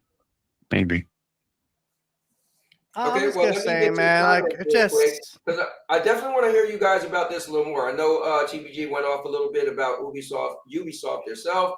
They say, go ahead. Actually, we can move on if we want. No, I'm sorry. I got a major problem with the idea that microtransactions are fun. No, Cowboy, what it sounds like to me, Bobby Rose. What it sounds like to me is you're trying to get value out of what you've paid for. You are getting a perceived value out of what you paid for. You know, like I'm sorry, no microtransaction makes a game fun. Expansion packs, sure, like Phantom Liberty, Blood and Wine, that stuff, that's fun because that's more content. Like it's more expansive content. But microtransaction DLC is always stupid little shit. Oh, here's a cape. Oh, here's a helmet. Oh, here's a skin for a gun. That's fun for you? The run around playing dress up while you're playing a subpar game? So let me ask you this. So are you the fun police? You dictate what's fun? I mean, I'm looking from my perspective. And hey, everyone, So, but I think you should add my opinion on top of that. You know what I mean? Because you almost sound like you're telling people that microtransactions are not fun. Like you can't. They're not. I'm sorry. I don't know how you can see them as fun. So let me say this. So if you take a game like Fortnite, right? You have these generic characters, and the game is all about skins, right? So like you're still the same character, but the skin is what make you feel like you're having more fun, right? Or if you look at something like WWE, right? You could pay money to get skins on a character, right? So and then people might say, "Oh, I want to use that outfit when I beat somebody up." So that outfit make the person feel like they're having more fun. Like, "Oh, I don't like that character, but if they had the old back in the day outfit, then I'll use the character." So think about it. That's just one instance where the microtransaction. Even though I'm against micros on some games, it does work. On some games, it don't. Like, look at what happened with Star Wars Battlefront 2 when they introduced their microtransaction box game. Really. I mean, I like these have these conversations and like walk it through. So because I feel like everybody does have a point. I could disagree with somebody, but I see your point. But I think your point is that all of our points are personal, right? It's what we see. But I feel like you're making your point really broad to everybody, as if like, oh, if I catch you downloading a gun in a game, you're the dumbest person ever. You know what I mean? Like Ron said, who pays for fatalities? So I actually did pay for fatalities when they came out. So I was killing people online, doing like the Halloween fatality, kicking people heads off in a pumpkin head. And funny enough, recently that's what I've been playing lately, Mortal Kombat, just trying to unlock all the endings. But anyway, so that gave me more fun to the game because I was doing something that a lot of people didn't have, and it was kind of cool looking, regardless of the price. So, but yeah, it's an interesting conversation. But anyway, I guess different strokes for different Interesting. folks. yeah, I mean, it's like Speaking that of with everything, right? Halloween, Cowboy, did you see this? I did see that. I watched the trailer, but hold up. Before I go, I'm gonna guys, make sure you vote. I'll leave up the poll for a little bit, but do microtransaction make games fun? 33% says yes, 67% says no, and that was just 3 votes. And let me just read the chat before we move on a little bit. Let me see what happened to that game. Body cam. Oh yeah, what happened to that game? Obi had to leave. Microtransaction make games more fun for who? Ron said, who pays for fatalities in Mortal Kombat? Wilson said, microtransactions can make a game more fun, sure, but they can also detract from an experience. And then Ron said, microtransactions cannot save mind's eye. I'm going to speak about that. I've actually spent 2 weeks with that game, something like that. So I'll bring it up later. But oh yeah, so we'll move past from that. So yeah, this man, one thing that's cool about this. So they're coming out with a Hellraiser game, right? What's cool is they said it's going to be a single player survival horror game. I think the world is getting too into live service, right? I think every game doesn't have to be live service. And then 2, they try to make something multiplayer in a way that it still leads to live service. If you could just make like co-op multiplayer PvP and it leave out the live service, I think that's cool. But man, this, I was a big fan of Hellraiser growing up, so I thought this was pretty cool. What about you guys? Are you guys familiar with the Hellraiser series? Nah. Okay. My old email address used to be Hellraiser, but I never seen the movie. Okay, gotcha. Yeah, it's here. I definitely gotta pull up this I trailer. think I seen one of them by accident. You said by accident. Oh wait, it might have been a different one. Sorry, Wishmaker, I think. That's one I saw. It's a pretty crazy. Yeah, Wishmaker is a different movie, but I've seen that too. I love horror. So check this out. Pretty much the basis of it is you'll find this cube. Oh wait, the scene is gonna be a little crazy. But you'll find a cube, and the cube, if you rub it a certain way, it will open, and pretty much is opening the gates of hell. And that's when Pinhead and his acolytes, I think they're called, they come through, and it's kind of crazy because chains with hooks on them fly out and just grab you and just pretty much yank you into hell. It's just like this. Your wall will open up and then Pinhead walks through. They said it's actually the same guy who did the voice of Pinhead supposed to be coming to do the Pinhead on this. So he actually sounds pretty different, but I know he's older. Yeah. But yeah, it's nice. I was pretty excited. It's going to be super violent, super gory. So I definitely would like to check it out. Ugh. Yeah, it's going to be wild. And you're into this shit, man. I don't know. Maybe we need to call a priest on you. Yeah, man. This is growing up. Like, I think growing up, it was like all the different killer movies were trying to top each other, right? Like, oh, and Hellraiser was like something on another level. Wish list it now. So yeah, looking forward to that. I want a Chucky game, goddammit. Why can't we get a Chucky game? Yeah, why didn't they make a Chucky game? Should a game's ending be locked behind a microtransaction like Callisto Protocol wasn't locked behind a microtransaction? What are you talking about? That was one of my favorite games. Dude, here's my stance on that kind of shit.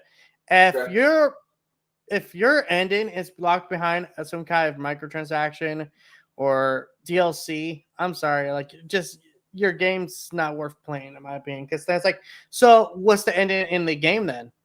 non-conclusive, well, fuck you. I'll just look it up on YouTube then. Yeah, well, you can't do that.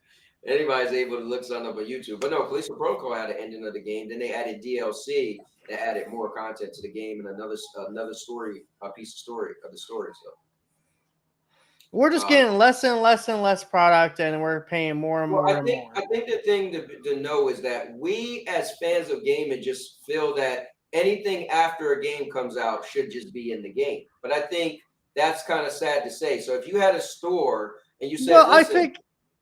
Go ahead. Good. I was gonna say, like, I think it depends on scope. So, as far as like expansion packs and stuff like that go, I'm fine paying for that stuff. Like, that's fine. But like, I don't like all this little micro stuff being added.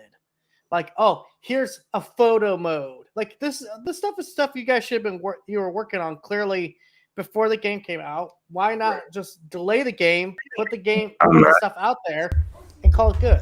TPG is right. Remember the day where we used to unlock stuff in gaming and that would give you the secret level or the secret character based on skill-based achievements within the game? That doesn't happen anymore. They transition to now charging you for things. And I think that transition was a piece of gaming that was lost.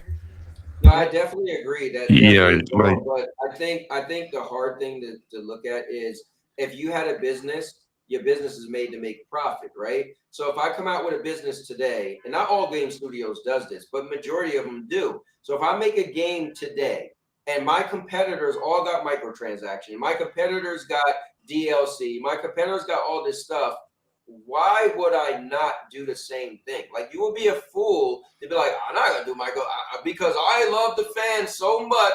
And if you guys say you don't want microtransactions, then I'm like, who does that? So is Yeah, right.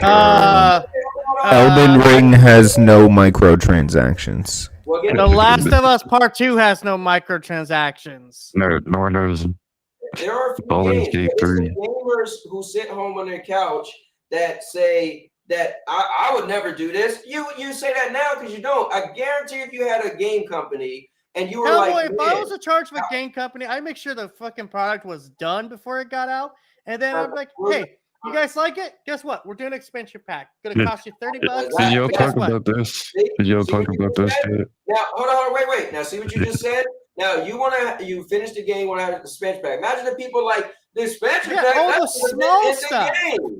Hold on, wait. The expansion pack goes further beyond. But the people saying that should have been in the game. So what do you say? Well, then you know what? Those people, I can explain to them, like, no, this is stuff we planned on doing later down the road, always, and it takes place in a different, world or whatever we decide. And it's like, and maybe it has like kind of a hint towards the future, because look at The Witcher 3 and how they basically hinted at, games going forward with Blood and Wine and all that stuff. It is anybody. So we have freedom to say whatever we want, right? But logically, I do understand a business, right? I understand that. Now the thing is the eye of the beholder. Do you get a game that's 10 hours and be like, man, and then they have DLC? Do you get a game that's 80 hours and be like, they're adding DLC? Like, where do you draw the line? Like you said, it's scope, right? But it's like, who's the dictator that says, oh, this game was long enough, so now I'm okay with DLC, or this game was too short, they better not come out with DLC. Like, how it fits into the story. That's how you decide. Okay, for example, let's say we're making a game about a man looking for his mom. All right, like we're making that game. Everything is focused on making that.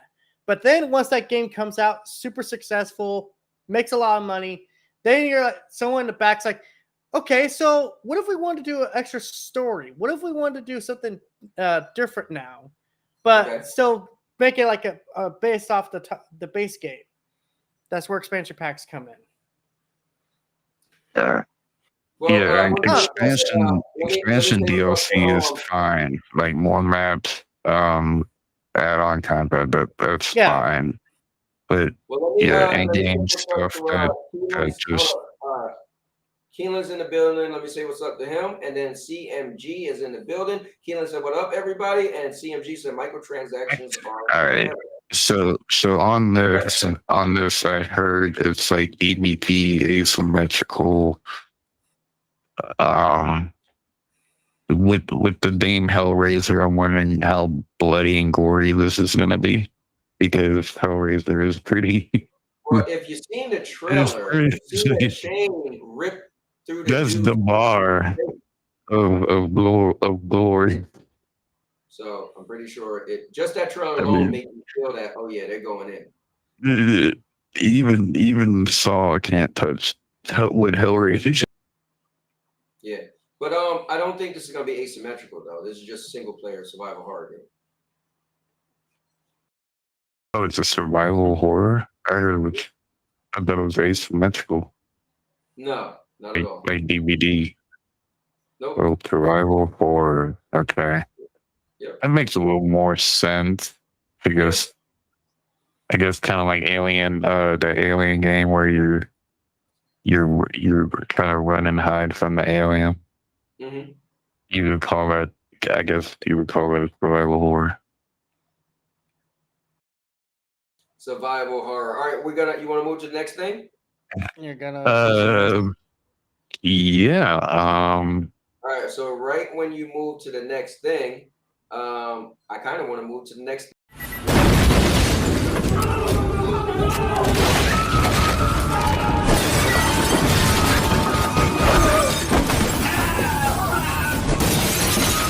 Topic switch. All right, so if you guys didn't know, I am gifting memberships today. What I'm going to do is once a month, I'm going to gift memberships. So I want to gift 5 memberships today. I gifted one earlier, SPG got it. And so I'm going to gift another membership. It's 9 people watching, so it sounds like a good time to do it. So another membership, they're $2.99. I just want to do something cool for the members, or for people who are watching. The memberships, you guys can see a bunch of my content before other people. I got badges and stuff. I'm always trying to come up with different ways to make it special. Also, for anybody who's a channel member, whenever you respond to a video with a comment, I actually respond back to you with a video. So let's do one more. So this will make 2. All right.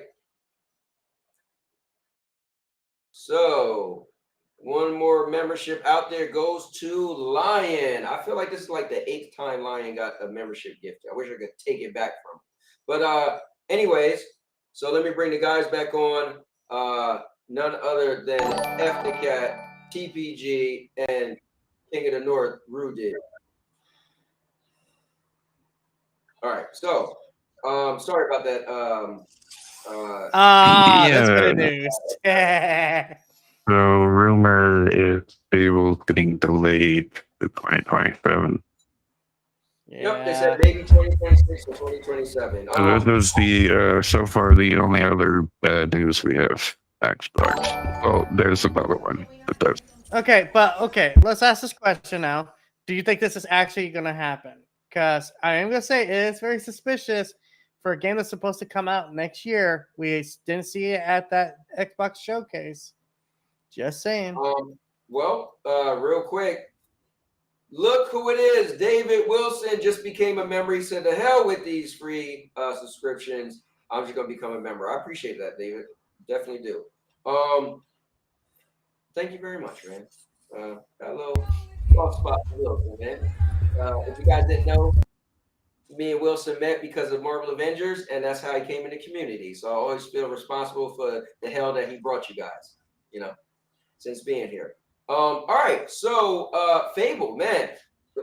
You know what? I think Rudig said it earlier, right? Why not just delay a game and make it right? So listen, this game got big shoes to fill for me, because when they mentioned the first one, they mentioned how it's going to be this crazy game where anything could happen and you could talk to anybody that totally changed the game. And I feel like what I got when the first one came out wasn't it. So I would love for them to find a way to make this game be similar to what was advertised to me many, many years ago. Did you play Fable 2? What happened? You played the second one, Fable 2. Yeah, I mean they had it. Yeah, but I just feel like That they Fable never. 2 to me was so better. Like that was the one. Yeah, I just feel like they never was what they were advertised to be. But now with the technology and everything, The Fable was good too. The shut down. I don't know. Did we see fake gameplay like we saw with Perfect Dark again? I think any gameplay we've seen so far has been heavily picked out. Like it's been, kind of like with a Perfect Dark situation where I was like, you picked out what gameplay looked good and fit it into a heavily edited trailer. And if we remember, apparently they already said that they were having trouble making the game on the Forza engine. You're talking about Fable? Yeah. Yeah. That's why I was hearing that too. Because they're building it on the Forza engine. I'm also kind of curious, like, were they hit by the layoffs? Because if that was the case, then I could definitely see it getting delayed. If yeah, it's possible. Granted, it You're could be making like, a studio do something outside their genre again, just like they did with Redfall. Like, true. Fable's the new Wolverine. I don't think we're gonna see this until 2027.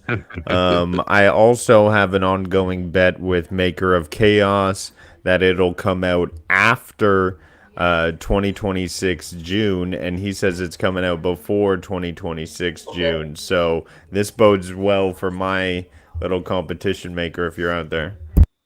Ooh, okay. But Ron said he said nobody wants Fable, and then CMG said they should make a horror. how? Poltergeist? How would they do Poltergeist? That'd be crazy. They can do anything at this point, man. But no, get back to Fable. I do think this game's getting the way everything seems like they're very, very quiet over there at Playground. It's very suspicious to me. Like, okay, if this game was coming out next year, don't you think they would have talked about it a little bit more by now, or at least given us more? Jenna Hayes said it might be canceled. But go ahead. I don't think it's going to be canceled. It could be. I don't think it's going to get canceled. I think it's going to get delayed until Fable Legends got shut down. I mean, that was to come out. So we'll have to wait and see. It might be a curse because they got rid of Lionhead, and they should have kept Lionhead. Yeah. Personally, I've always been the opinion that the next game on a chopping block for Xbox is freaking State of Decay 3. Like, God, when was the last time we saw that game? I think it was like maybe the last. Yeah, like State of Decay is fun, but the problem is like it's a niche IP. It's made by a niche developer. If you're at Microsoft, you're looking at cutting costs. I agree. You're kind of. I think what Microsoft did is they want to have a very lean, portfolio. So. But I know these ponies want to get into this next rumor. I know they're itching to get into this next rumor. Apparently, GTA6 can only hit 60 FPS on the PS5 Pro. So what's funny about this? People were saying this way back when the Pro was coming out. They was like, this might be the only way that GTA could be in 60 frames. So. I don't know where this new rumor is coming from, but that's what people was thinking before. So, the source apparently is a PlayStation engineer, but obviously I think this is the most probable case. It sounds very believable. I think with frame gen and upscaling, they could definitely hit 60 FPS on a performance mode. To say it's believable is crazy to me because of the same GPU as the base PS5. And I do think we know for a fact. Do we know if Grand Theft Auto 6 is marketing rights or with PlayStation? They are. I think they do have marketing rights, but I don't. Okay, so no. I put this in a probably true, but wait and maybe see. There is Rockstar people over there working on like a PS5 Pro version, and it does hit 60, but they will probably get 60 on Series X. I would say it's more than a But fable. not the S. Going ridiculous. I mean, Grand Theft Auto 6 is already projected to make billions. Yeah, PSSR is supposedly getting an upgrade and being replaced with FSR. Like that whole thing turned out to be a big scam. Damn, look what Ron said. Ron said, "What if GTA6 has a buggy Cyberpunk launch? That would be crazy." Yeah, but I think most people will be forgiven because, like, you know, it's Rockstar. Yep, that's kind of the problem. It's crazy. I feel like the Grand Theft Auto is the most basic game, but I'm gonna buy it just because everybody else is. I'm literally buying it day one because You're literally giving into peer pressure. I really am. It's not even peer pressure. I just feel like because nobody's pressuring me. I just want to be a part of the conversation. Like people who were super into GTA Online, I never got into it. I played it a couple of times with my nephew. It wasn't great to me. It wasn't a great experience. But people who say no, you got to give it a chance. It got better. So I feel like unless, which I think might happen. Listen, I think GTA6 could come out without the online mode. I think that can happen. Yeah, this is also falling back to people believing a cinematic again. And that's really all we've seen is cinematics. We haven't seen actual gameplay of GTA 6. And when we see that, is when we can determine let's be fair here. if it'll run 60 or whatever on what. FCAT. When was the last time a Rockstar trailer actually showed gameplay in it? Right. Let's be fair. Jenna, I wouldn't even care if this game is buggy. I'm literally just gonna. I'm not a GTA guy. I got a big history with GTA, and I got out of them years ago. But I so I beat almost all of them. But yeah, it's just not. I feel like it's fun that you could jump in any car, and just drive around and do the reckless, crazy stuff. I'm the person that would be playing and not even doing the story, or be doing the story and end up finding like, bro, why did it take you so long to beat the game? Like, man, I used to call myself the sidewalk killer. Like, so. But anyways, yeah. But what do you guys think though? Do you think the online mode might not come with the game when it comes at launch?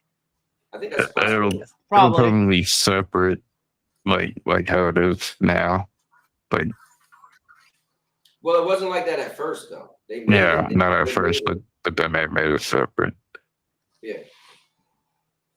But also in PlayStation news, No Rest for the Wicked is gonna skip Xbox. Really? Didn't know that.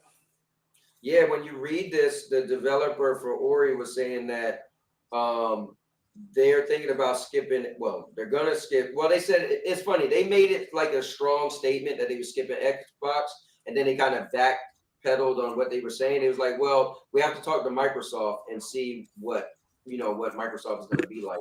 Yeah, he basically said in market conditions, because of market conditions or whatever, and then he was like, what really is kind of persuading that what is an Xbox like nowadays, right? Yeah, they just said that they moved from PlayStation because PlayStation. There's no point to put it over there, kind of thing. I would agree with that though, because come on, how many Xbox guys are really buying their games at this point? I mean, with all the damn port begging you see for Spider-Man, how many of them are you hearing saying, "Oh, put it on Game Pass"? Put it on Game Pass because my boost buying games. Well, there are Xbox people who are buying games. The problem is the population of Xbox is very smaller, and it's getting even smaller as Microsoft keeps killing the console. Yeah, so without the fanboy stuff, I think as a developer for them, they're looking and seeing what Microsoft is doing, and it's pushing away players. Long story short. And what he was saying in the article is this is going to be a game that you have to pay for, right? So if Microsoft looked like they're pushing away players, but Game Pass is the best thing you could get on the Xbox side, then the developers that's not going to put their game in Game Pass it's kind of like, well, what's the point of it going over there? You got to do work to make it an Xbox game.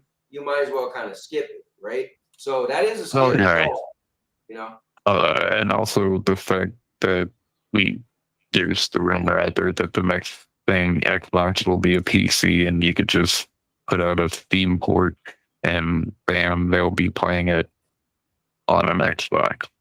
We're just gonna get to the point where it's an Xbox branded fucking PC that you could get custom parts for instead of buying a new console. We're gonna get to that point, man. I'm telling you right now.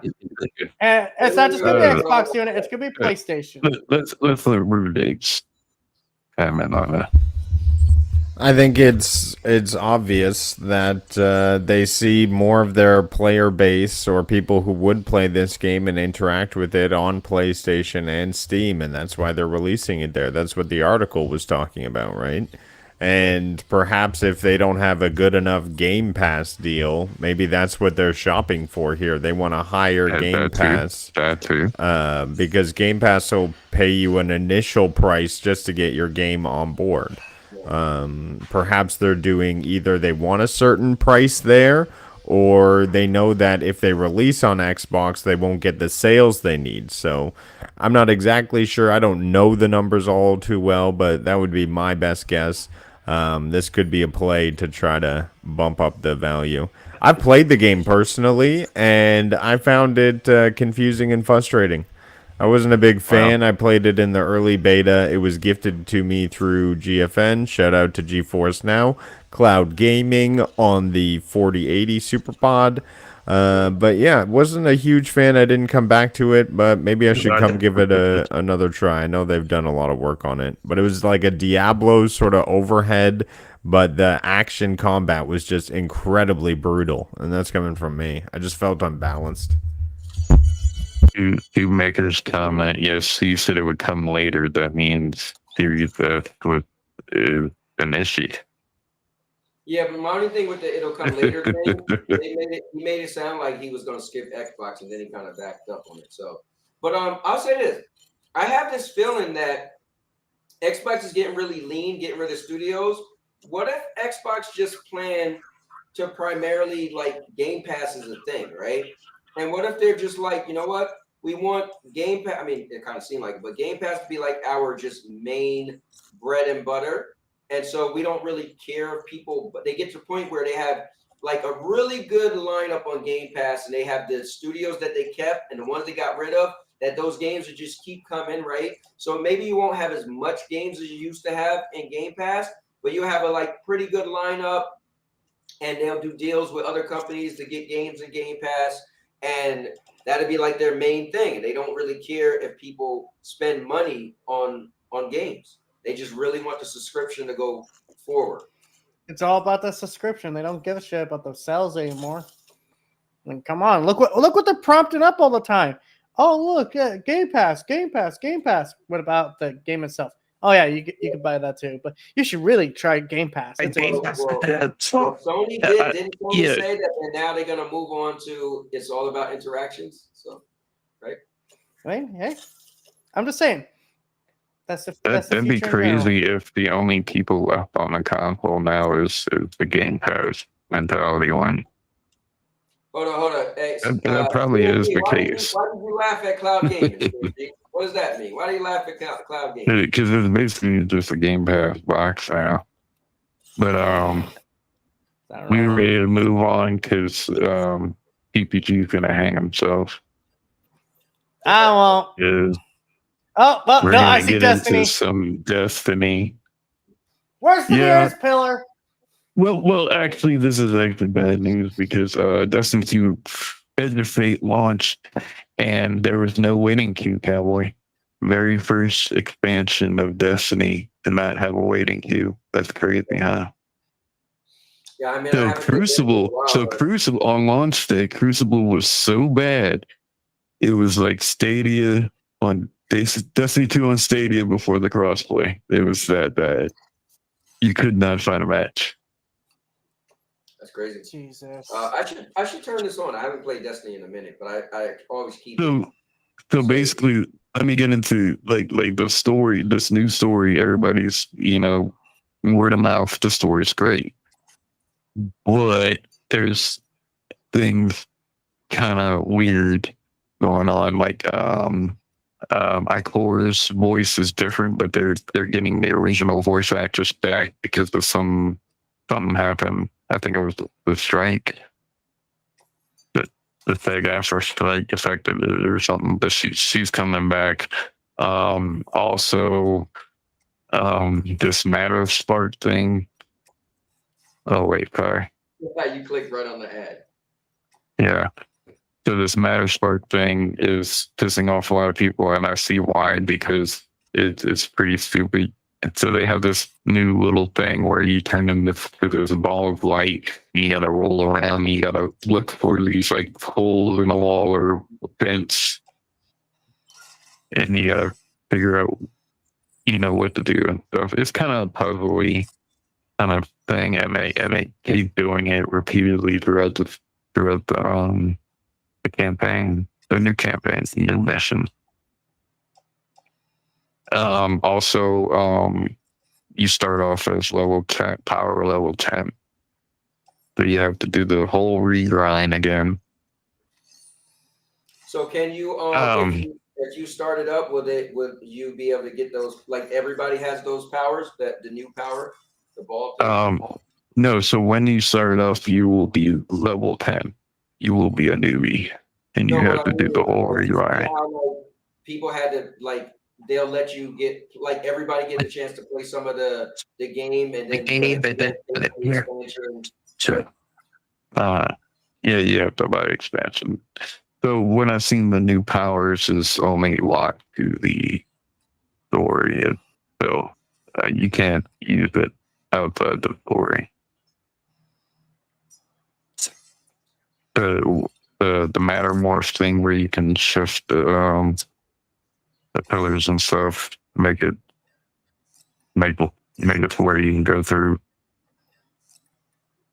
Yeah, you can't do that in the same school. Like, you know what's funny, FCAT? You're talking about this. No one knows what you're talking about. None of us played it, and no one cares. It's not even a good time to come back either. I mean, a lot of people didn't want to come back because of a whole bunch of controversy, and the whole power level thing and the regrind. The raid they're saying is pretty good. From what I'm hearing, the raid's good. The story's been good. It's a pretty good story. The Lodi character, he's all right. I found it to be all right. I don't know if anybody else played it. I'm probably the only one here that played it. I haven't turned on Destiny 2 since the end of the Light and Dark saga, and that's where I feel like they should have ended Destiny 2. Right. I'll probably pop it in just to run around and see what it looks like and all that. So Jenna asked FCAT or any of us, are we going to go to Evo? You're wasted at Evo. Vegas is pretty good. It's pretty good town in Vegas. All right, you're ready to move on to main event. Let's say. Okay, hold up. Before you go, Dodgeman said he got rid of Game Pass Core. Now that he got the wrong ally, still got a PlayStation subscription, the lowest one. Well, you need that so you can play online. Sure. All right, so main event, guys. So, how about this? All right, well, look, before you go to the next one, let me do this. Let me give out another a subscription real quick. All right, hold on, guys. So let me gift another membership. So that's what I was doing today, was gift a membership. I gifted 2 already. So this will be the 3rd one. I want to give 5 memberships in today's stream. Okay, so there we have it. Let's see who is the lucky winner. For 1 month membership, you got a bunch of things you could do, like different emojis, and I put out a bunch of content that you guys could only see. I got content that I did a while ago. I need to finally start bringing it out to other people. But Ron Slusher, not him. No. No, but yeah, definitely, Ron. There you go. Also, I think the cool thing is too, when you guys make a comment on the video, I respond back in a short. So it's kind of like cool because it's more like personal. But it's a bunch of other stuff. But yeah, I just want to do that. Also, before we move forward, I kind of want to do this as well. Hold up, let me go to the chat first. I agree with Ron Slusher. Oh, okay, about Destiny. Hold on, let me back that up. Destiny 2 on Stadia was awesome. It actually was awesome. Handheld gaming is where it's at. Ooh, I don't know about the handheld thing. CMG, you gotta kind of try to pull me into that, but I don't know. I don't know. It's not for me yet. You know what's funny? Every time I do the subscription thing, all of a sudden it's like more people pop in. But what I want to do is bring up Mind's Eye. So before we move forward, because I did get a chance to play this game. Now, I didn't get a chance to play it when it was like super messed up. That the whole internet was saying it was like super buggy. I barely encountered any bugs. I don't even know if I encountered a bug. Not one that I could remember, but I got a chance to play it. This is my gameplay. I had it for about 2 weeks. I'll be honest, didn't play it that much. I think it's cool. It's like a third person. You jump in cars. You can't just jump in any car. So I was a little annoyed by that. So the feeling that you get with Grand Theft Auto when you want to do crazy stuff, Mind's Eye, I don't get that feeling. Like wasn't even running people over or doing anything crazy. I was just kind of just trying to go through the story. Story's interesting. It's kind of sci-fi-ish. You got this chip in your neck and you can't remember memories and you're trying to figure out what happened to you. All you know is you was in the army at some point or the military. And so it gets better and better, but I feel like it was taking a while for me to get like cool abilities. And I don't know how, like, I'm going to look it up because I'm curious if you get cooler abilities. Eventually you get this thing that flies by, kind of what they're showing, and you can like zap people, like electrocute them and stuff like that. You could use it to hack things, to open up doors. It felt really, I feel like Grand Theft Auto is pretty basic. I feel like this is even more basic. And remember, I said I was more interested in this than Grand Theft Auto because it looked like Grand Theft Auto futuristic. But come to find out, it's very basic. I think the fact that you can't just jump in any car really make it feel different. Where Grand Theft Auto, gives that edge, that really cool feeling of you could jump in any car, drive all over, have the little wanted thing, cops try to get you. But I don't think this was a bad game. I think the story was interesting enough that, maybe some people will actually want to play and beat it from beginning to end. I know Dodge Man got it and he was enjoying it. So, yeah, I don't know. I mean, Mind's Eye, the controls was good. Like, that's the one thing I always disliked with Grand Theft Auto. I always felt the controls was pretty bad. The controls in this made sense. You could lean up against walls and aim around the corner. That was cool. You couldn't melee, so it had no punching or anything like that. You couldn't grab people, so I don't know if you're gonna be able to do it later on in the game, but you couldn't do it when I played it, so I felt that was missing. But overall, the acting seemed pretty good. Some parts was kind of cheesy and unrealistic how people would act, but I thought the motion capture was good. I thought it was a decent game, so that was my time with Mind's Eye. Didn't think it was a terrible game, as some people feel it was. So. But again, when I played it, it didn't have bugs. Whereas some people, said it, when it came out, they said it was super buggy, really bad. So, but fortunately for me, I missed all of that. So, but anyway, let me bring the guys back on if they have anything else to say about Mind's Eye at all. You got, got nothing to say rest about in it. peace. What'd you say, FK? May it rest in peace. Oh, may it rest in peace. Well, cool thing is, it's primarily a single player game. They got that extra stuff that you could, create, stages and stuff like that. But the game primarily is single player. Look how bad that looks right there. Like, I didn't think that looked bad. I think the graphics aren't that great. I will say that. that's probably YouTube. I think his motion capture was really good. I think the main character had some dumb looks on his face at some points. I feel like, but that other guy was really good. He felt like a real person whenever he was on the screen. But the graphics is definitely 30 frames. You feel the 30 frames. It wasn't terrible, but it definitely wasn't good. Cowboy, how's this He game? failed How's at this? everything. You had to get into one specific car, and you can have like all the tires out in that car. You're like, I don't want that car. Yeah, it's definitely not Grand And Theft you, Auto. you have to drive all the way across the city for one little thing, and drive all the way back. That's part of the story. You get in your vehicle and you drive. It's a sandbox game, so you're not gonna not do that in a sandbox game. Like Assassin's Creed, you are riding on horses to go to places. That's what a sandbox game is. So, but go ahead, TPG, you were saying something. Well, how's this game 30 frames per second when Death Stranding 2, a much more graphically intense game, is 60 FPS across the board? Well, Death Stranding 2 is like deserts, like with just vast lands of nothing. Where this, you're driving down the street with buildings and people, so it's definitely a lot more. There's a whole fireworks show area that like really pushes.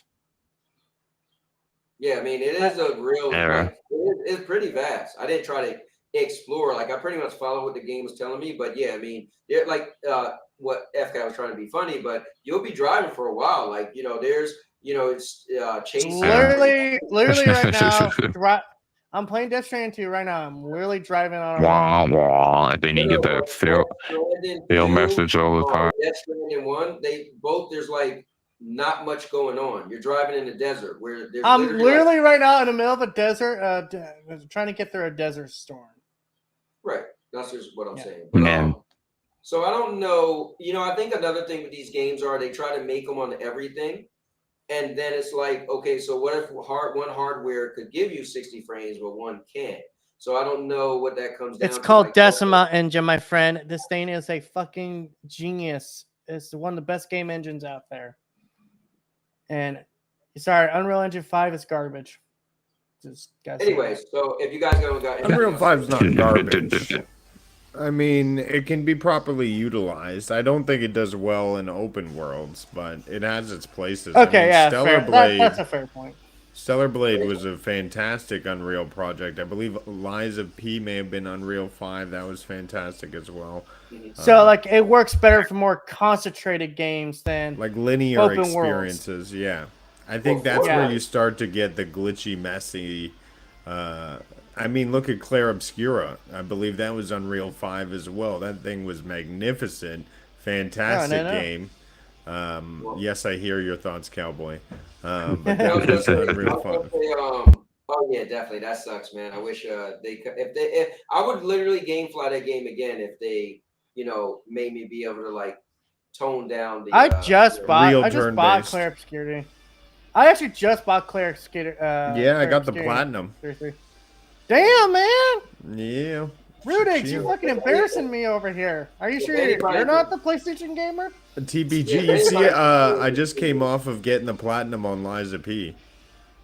Nice. Man, you should be the master of pressing one button, TPG. I'll circle back to You like The Last of Us. Mind's Eye felt like a cash grab to me, though, for the industry. It was a brand new company coming out with the Rockstar hype, and then they had all of this money spent on marketing, but the end product just seemed to be like a bit of a failure when it came to execution. I don't think it's a failure. It's just a typical sandbox game. It's literally like, so the thing is, people, at least Was it a tech test? Was it like quantum error tech test alpha kind of thing? Not at all. This game was a million times more put together than quantum error. Like, this is a real game, at least when I played it. So this was a legit real game. Quantum error was an alpha product at best. Like, it really was. There was barely any bugs when I played it. I know the internet said it was, but I was worried about that because I was like, every time I seen the same clip of the bugs, it was always the same clip as if somebody was sharing the clip, and it was from PC. But anyway, I think this game is just a sandbox game. Like, if you played a GTA, and I've always said it's a basic game. GTA, you don't really do nothing, but you get wrapped into the story. You get jump in the cars. You go from this place to that place. But that's what a sandbox game is. You do the things the game tell you to do. It's nothing crazy going on, elaborate. It's just you get sucked into the character. This game, I think the character is kind of like, kind of basic dude. Story is like, okay, it's sci-fi. I just don't think it's the greatest story, but it is true and true a sandbox game. This could have been a DLC for Grand Theft Auto, and you really would have thought it was. No, come on. I'm hearing that like the mission is timing you out constantly. If you fly out of place, it fails you. I mean, forgive me for watching Angry Joe's review on this, but like I heard performance. I also heard like the checkpoints are fucking ridiculous. Like if you fail the mission, it sets you all the way back up like this 20-minute mission if you drive. Yeah, and you have one car. The tires can go out in that one car that you have to use to drive all the way across the city. I'm sorry, man. This is just. I'm sorry, Cowboy.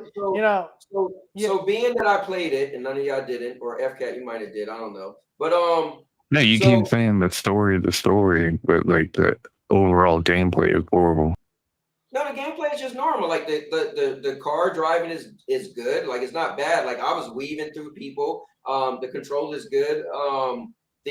Quantum air driving's pretty bad. The next time you park, the car just comes back to normal. So I don't know what you're saying about the tires or whatever, but it's just a basic game. It's nothing special. Now, like you'll have missions where you'll have to get all the way here. I think the most annoying thing is, let's say, oh, you got to follow this car. And the car, when the first time you're doing a mission, you got to follow this car. And so like, you never went that terrain yet. So they dipping and dodging, you crash, and then they start you over. So I think the most annoying thing is the verbatim. They start the conversation over again. And it's, you got these people arguing while you're on the phone. Let's talk to this girl. She's arguing with one guy. And I'm like, dude, I got to listen to this all over again, but it's part of the story. So if you fail, you got to redo that all over again.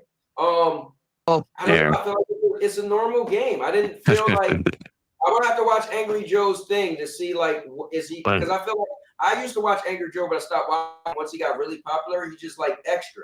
So he's being Angry Joe. Like he would talk about games and just be so extra. And I'm like, I play the same game and he's just overdoing it because he's Angry Joe. So I mean, But he also had footage PC also, but I saw the thing where the bullets were like going all sideways from the gun and crazy directions like that. But that was at launch. Again, I could say that maybe because they did say they patched the game. So when I played it, I think I got a better version of the game. So now I see when some people say like, "Oh, just wait," but I mean, now I didn't get in trouble for running. Like I just ran over that one person. I didn't get in trouble for doing certain stuff. So I don't know if they got a system that you get in trouble. I mean, again, I did put it on story mode. Or no, wait, I don't even think I got a difficulty on this. There was no I just started the game. They never gave me the option to make. Oh, really? But the game was pretty easy though. Or maybe did they? I can't remember. But the game was pretty easy. I didn't get a difficulty thing because when I started it, like even you watched it. This is me playing from the beginning, and the game is just a basic sandbox game, man. I can't say, but all the stuff with bugs and stuff. Again, I played it later on, so stuff that other people probably had issues with, I avoided it. But I mean, he said mine's are Forspoken any day. Mine's are Quantum Era. You know what? It's hard. I think Quantum Era had great stuff going on. I loved the sci-fi in it. It was just crazy and off the wall. It was just a really bad build of the game. But I think it's still, this is a hard one. Yeah, but it didn't kill you all the time and give you ridiculous. I think if Quantum Error wasn't buggy, it's definitely a better game than Mind's Eye. Maybe Mind's now I did play and beat the whole game of Quantum Error. Mind's Eye, I just kind of got bored of it. And I was like, I'm going to send it back. Plus, I'm getting Killing Floor next. So it was like I had to return it in a certain time frame in order to get that game. So I was just like, all right, well, there was days where I didn't play it at all. I would kind of play it during work a little bit. It's just kind of a basic game, man. It's a little the futuristic stuff isn't even that futuristic. That's how I felt about Cyberpunk. I felt it wasn't For me, that. Quantum Error tested your patience as a gamer. And if you chose to keep pushing it, it got better over time. Oh, Quantum Error? Yeah. Yeah. Well, the problem with Quantum Error, the bugs didn't get better over time, but the game Right. got better over time. If you got over your gamer gripes about stuff like that, yeah, Yeah, it did. Because I remember I was going to stop it playing paid it. off. Yeah, I was going to stop playing it, and then I kept playing Quantum Error, and it Right, did. it pushes you. Got better. Like I was It like, oh man. pushes you. Like Yeah, I want to keep going. Yeah, it did. It did kind of suck me in. Yeah. But anyway, I wanted to pull up Minds Guy just to bring it up because I, got the chance to play it. You stopped playing this. You got tired of it. Oh, good. Yeah, Yeah. I could have kept playing Yay! it. Look at you But, feel. it wasn't finally really built a sucking me in, bridge. Like I like sci-fi that's really crazy sci-fi. This was like, it was sci-fi-ish, but it wasn't. This remind me of a Ghost Recon. It was kind of like that, You got the vehicle. Yeah. Ghost Recon, you can jump in any vehicle, but this was kind of like a Ghost Recon. It Anyway, reminded me more of Watch Dogs, if anything. What? oh, I can see that too. Yeah, definitely, I can see that too. Yeah, actually, yeah, that more Watch Dogs. Well, this is more military than Watch Dogs, though. Anyways, Crap, that's a lot. But all right, so what you got next? Main event. I was just gonna ask, what credit card do you have? Cowboy, Visa, MasterCard? Who you twerking with? I got everything. Well, no, I got You got the American Express. Wait, I take that back. So what is my PNC card? I don't think Say you're a virgin, right? And you have a PC and you buy some naughty games on Steam, right? Okay. And so Visa MasterCard says no, you cannot buy that. That's crazy, right? Yeah, I got 2 city cards. I got a Discover card. It's funny because I just go ahead and pull me up. Into double point cards. But all right. So yeah, the credit cards can now dictate what we can and cannot buy. We have reached a new unprecedented moment in. That is interesting. I wonder why would the credit card company not want you to buy something because they make money off of your purchases. So Steam had to pull. So Steam had to abide by it because there's no other way to pay for digital goods with physical money or anything like that. You have to use credit card. This sucks for the new game I'm releasing, VR Porn Buddies. VR Porn Buddies coming soon to a Steam store near you. So here's the thing. I wonder how much of a thing this is for the credit cards versus this is a Steam thing, right? So Steam is allowing the credit cards to do this, but what credit card is really doing this? All of them. PayPal, Visa, MasterCard. Yeah, I also know about this actually. You have to ask yourself, why would a credit card do that? What would be the benefit? Probably because they don't. Because so from what I understand, let me explain this. So from what I understand, the situation is that there's a lot of games on Steam that are adult games that, let's say, have very questionable parts in it. Okay. There's some, it could be violent, some could be questionable age. So I'm guessing what's happening is the credit cards are like, hey, we don't want, this to be affiliated with us, and we don't want people buying this stuff. So it's not all adult games, but it's like the ones that probably are questionable. So wait, diapers is on there? What I'm trying to say is you can't do diapers. When GTA6 comes to PC, you're not going to be able to buy it by this list, bro. That is kind of strange. I thought TPG was going to go on the level of on this thing. Okay, so from what I'm reading here, it says. Hold on, let me just say. I thought you were gonna say, or like, if a young kid buys one of these things and then the credit card company has the parents trying to refund No. You're like, of okay, age. now we You're gotta give the of money age. back. You're of age.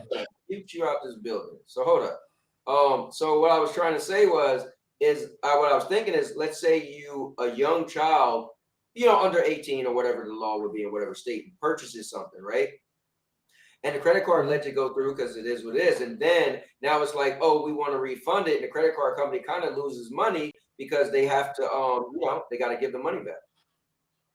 Well, I was thinking some states, they require you to have age verification when you go to this, adult websites. That might actually also present a problem for games down the road. Well, listen, I moved to Florida, and in Florida, if you try to stream porn to your TV, it won't let you. I'm like, what type of backwards state is this? I can do that in New Jersey. Like, you get a thing that pops up. I'm like, what? That's actually tariffs. That porn's Canadian. Pornhub made in Montreal. So yeah, that's your president's fault. Are you being for real? Yeah. No. I believe it's like conservative laws in America. I mean, they say land of the free, but I guess land of the free with an asterisk. Well, the America thing is states are different. Each states are different. So the issue the thing with America, if you go to a different state, you could totally do something different than you could do somewhere else. Jeez, FCAT. Your FCAT's vibrating again. Well, here, let's. Yeah, we're talking. Okay, hold up. Let me take this moment to gift another membership. I did 3 already, right? So as promised, I'm gonna do 5. So this is number 4. Maybe I should do like 1 every week, each week. But I think it's cool to do a bunch in one stream.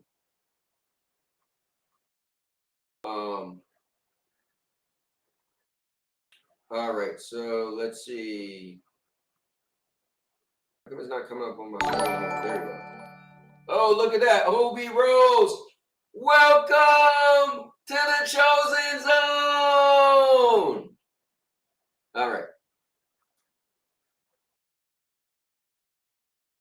I just felt I might as well take the time to do that. I got 1 more to do before we end the stream. I'll do it when we're all done. But go ahead. What you want to say, FCAT? I think you were going to mention something before your voice emulator got frozen. FCAT, you there? His voice box is broken. I told you he's a 13-year-old kid. Hey.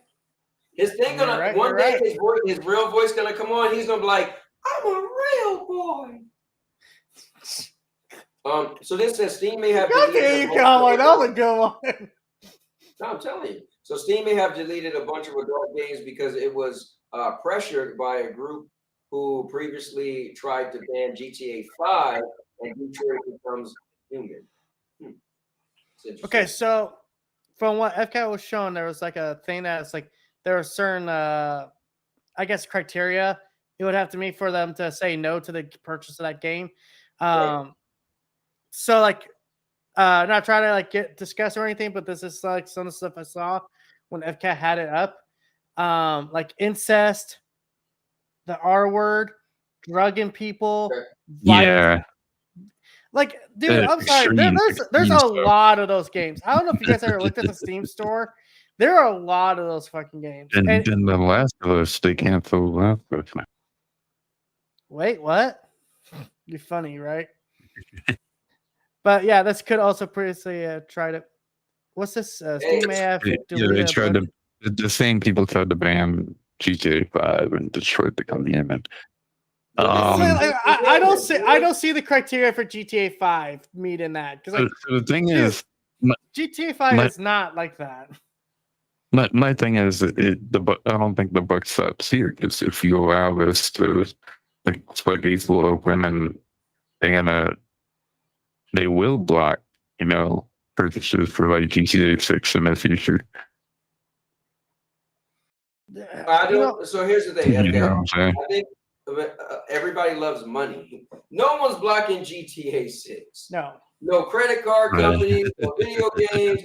You might have a bunch of people who like, I don't like GTA because the girl got a big butt. Man, if you don't sit down and shut up, that game's gonna make so many people so much money.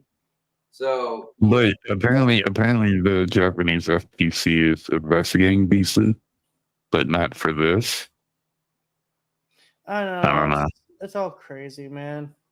We're living in we are living in the worst timeline possible right now. Yeah, it's crazy. Now the president you can buy. What if Cowboy wants to go to a sex shop? Like, right? Got to in the state of Washington. Listen, I'm living life pretty good right now. I don't know about you. Visa declined. Hey, FCAT, I swear to God, bro, you're like suckering everybody. You'll start talking and then pause and then go again. I always think you're done. I'm like, it drives me crazy. Oh man. Oh man. No, I was just saying that look, man, I think life is great. I think even for a gamer, yeah, maybe we don't have this and that we used to have, or maybe people like microtransaction or whatever, but I feel like life is life. I think the reason why I don't have as much issues as some people is I don't like to fight the system. I'm not the guy that's gonna go out, pick it in, and standing in front of somewhere and chain myself to a tree. I move forward, you know. So my thing is I don't like to be in a stuck place.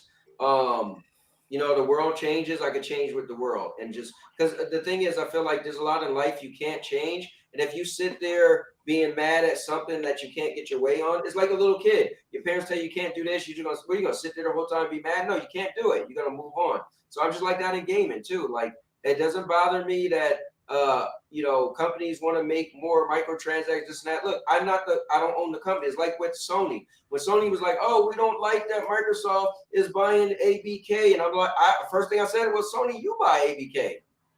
You know? So I feel like, yeah, you know, it kind of sucks that some stuff happened you don't like, but that's not your whole life. So you don't hang your hat up on like, oh my God, I can't buy this porn game on stream with on Steam with my MasterCard. Like, I'm sure there's much more going on in your life. So but Cowboy, the problem I have with that is that it says like you're just like basically saying like, well, there's bigger problems, but this is a problem because this is also censorship.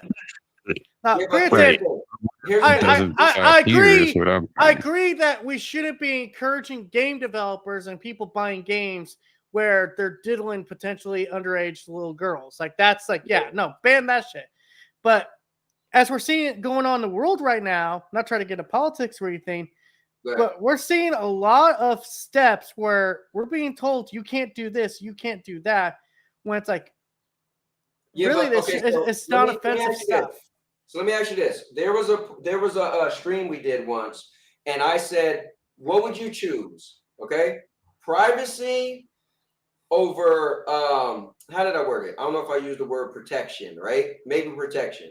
So meaning, let's say you live in a world where you do whatever you want, you got closed doors. Hey, I don't want you looking in my window. I do whatever I want, right? And then you live in a world where it's like, listen, there's cameras all over. It's a camera mounted in front of every house. So we might not be looking in your windows, but we can see everybody who walks out the door and go down the street. So the question is, which one would you want, right? Now, you just also mentioned censorship, but here's two folds, right? So you're like, oh man, we don't want people to censor our stuff. But then you're like, but then there's, you know, with little girls and underage. So it's kind of like, so here's the thing. Well, there's stuff that we all morally. Wait, let me finish the full thought. Not to Rudigs is out of this conversation, but America, we're so free. We think we could do whatever we want, say whatever we want, because you can't censor me. I do whatever we want.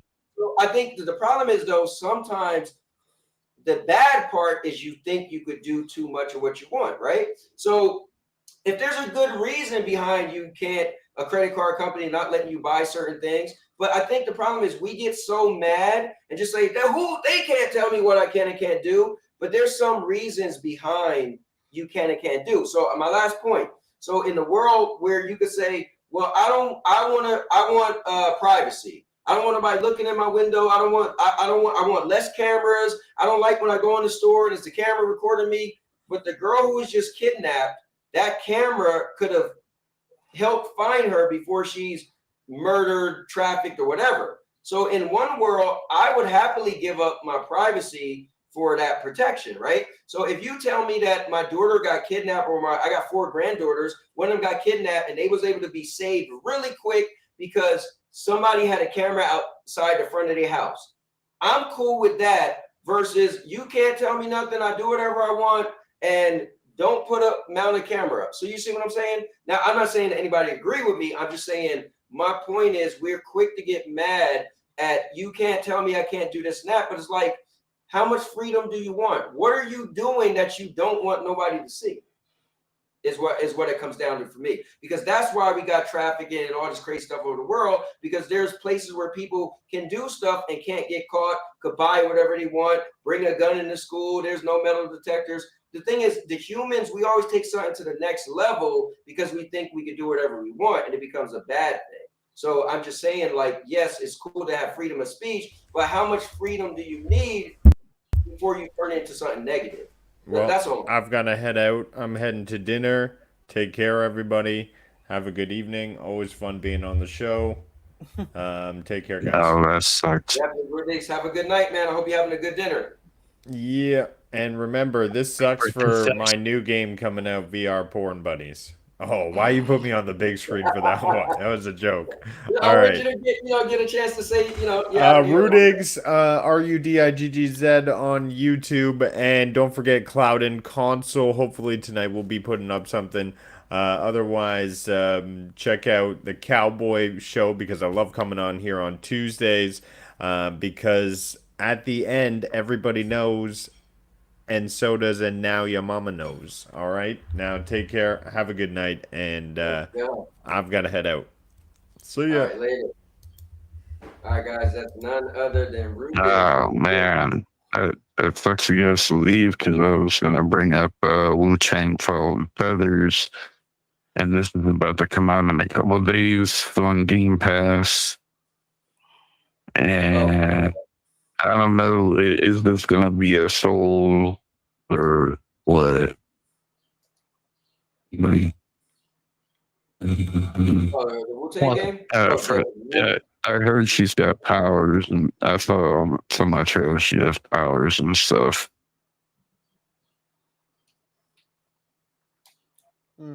So I'm wondering if it's going to be like Vanishers with the power stuff, or is it going to be soul, rogue, whatever. It's like. Yeah, that's one of those games where you just have to wait till it comes out.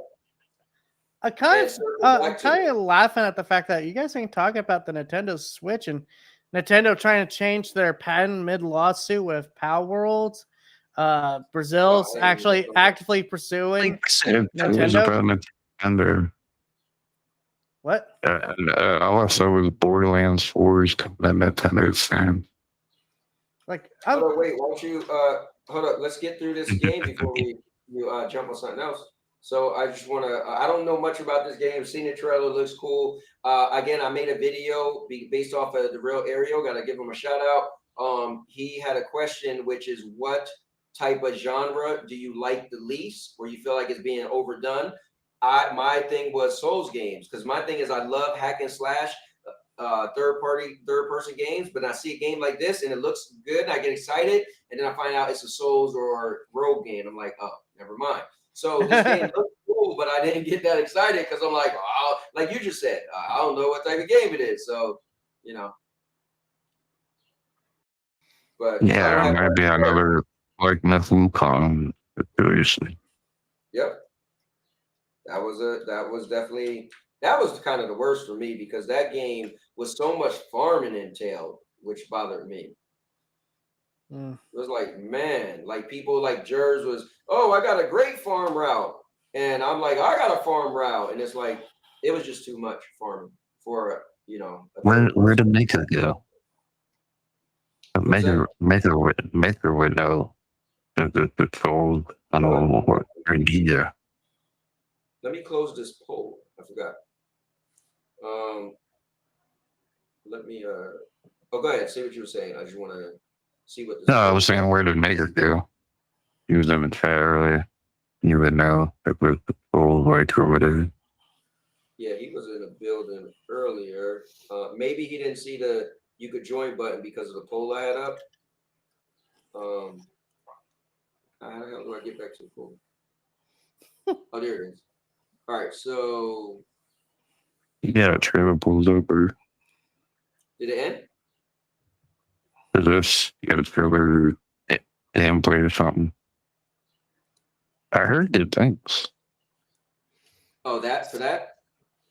I know nobody.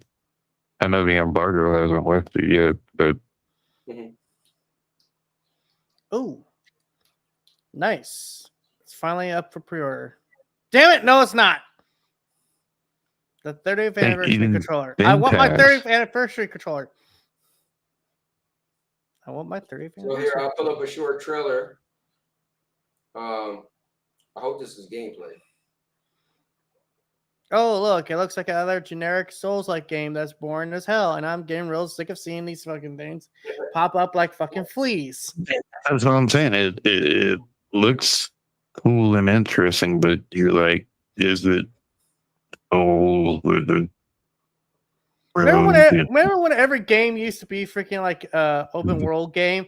Now every game wants to be a fucking Souls-like. I'm just Yeah, their Souls genre is definitely it looks like Wukong right here. It literally looks like Black Myth Wukong. Exactly.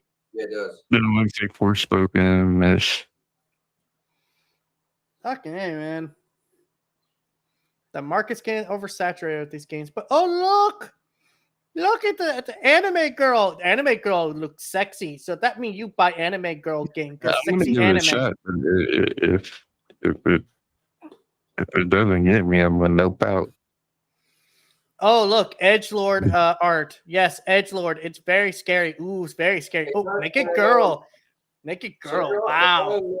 They all look kind of similar because, you know, it's hack and slash and stuff, but it's just you don't know the game mechanics, what it's going to be. Right. But the cool thing is it comes out on Game Pass, you said, right? Comes out in 2 days. Some people got to Have you guys had your fill of generic Souls-like hack and slash type games? No? Well, here's the next one for you. There you go. Here's something that's cool though. I want to bring up. So FCAT, you and me, I think the day it came out, we played. Oh God. Yeah, what was it called again? Not the Blade Point. Yeah, so the new what is it, extraction mode? Yeah, so they have like an extract. So they It looked like a raid. It looked like a raid, almost like a raid where you hit rid the bosses and stuff. It looked cool. I couldn't find it when I went on there. Maybe it's not there yet, or I'm not. I don't know what level you have to be to access it either. Man, you guys are making me glad I've been buying retro games because like I turned it on, and let me put this month. I turned it on, and it was giving me the tutorial, so I stopped because I was kind of working. But here we go. Let me put in this rift. Traversal, cinematic. I don't want to see cinematic. No, I could Blade Point. Okay, I guess I'll play this. So yeah, let me bring this up. I'm actually gonna try to check it out. But me and FCAT, our first game when the game came out, we actually won. Remember, I had to leave, and then you end up winning. I probably have. Yeah. So this is kind of cool. It was originally when I went on, I was so killing people. I was so murking people on that. Yeah, so it was originally a like Fortnite, like a battle royale. Yeah. But what was cool is melees, because most battle royales is guns. So this was kind of cool. But yeah, they added the extraction mode and stuff. So I'll definitely. I'm starting to understand why people say video games are dead. I'm really starting to understand it. Why is that? Explain. Correction. creativity is dead. Well, I think that is something to say. Think about it. You being yourself, right? Again, you're not a developer. You didn't make a game, but you tell me what would be a brand new game that we never heard of. Oh, no, nothing you want to have heard of, but like God, every game these days starts blending in with each other. That's why I'm so glad we do get the occasional game like Death Stranding or God damn it, what's the other game I could think of that's Expedition 33, where it's like, hey, it's a little bit different than what we've normally been getting. I'm sorry, like this shit puts me to sleep, man. So Like, Expedition 33 just took two it games. doesn't. Okay, Cowboy. It's not about being the most original. It's about being original at the time. But it's about you just taking said, what works, and make it your own. So, but you just said creativity is dead. So you're going back on what you just said, right? No, I'm not going back to what I said. I'm just saying, like, I'm sorry. I'm looking at this. I'm just like, who's this for? Seriously. Like, Yeah, but here's the thing, though. So this is what you're saying. So you just gave credit to Expedition 33, which is a turn-based RPG, a turn-based game, and it has some Souls-ish to it, right? So this game is your average battle royale, but with melee. So it's literally like if you was playing the other games we were just watching, the Souls-looking game, hack and slash. There was another game like this. I just can't remember the name of it. Yeah, so think about it. This is different. I'm sorry. This is taking Fortnite, but you add in martial arts to it. That's different. What game is like this? I'm sorry. Like this just puts me to sleep. No, but tell me, you're a gamer, right? You played a lot of games. You watch a lot of trailers. What other battle royale is like this? Can't think of one. Right. But I'm also noticing it's all in Chinese too. Oh well. I mean, the game's been out for what, like 3 years now, FCAT? What's this game called? We probably played like 3 years ago. But anyway, they added a new mode, so I was just bringing that up because we were, But no, I get why people say creativity is dead, man. Because it's just like the game industry. This has always been a problem, though. To be fair, this has always been a problem. Monkey see, monkey do attitude. Everyone wants to be Elden Ring because Elden Ring got the success. So everyone tries to copy Elden Ring's formula and put their own somewhat unique taste on it, which is like, okay, great, cool. But can we get something else, please? For the love of God. Think about it. Everyone wants to be Mario, right? Everybody wants to be Grand Theft Auto. Everybody wants to be Fortnite. There's those pillar games. Everybody wants to be Call of Duty. So there's the games that even if a game did it first, it's certain popular games that took over. Like when they said in the lawsuit, the whole thing with Sony and Microsoft, and they was like, oh, we can have it for 10 years. And I was like, the thing is, in 10 years, yes, Sony could make a better game than Call of Duty. But they can't make a more popular game than Call of Duty. And that's the thing.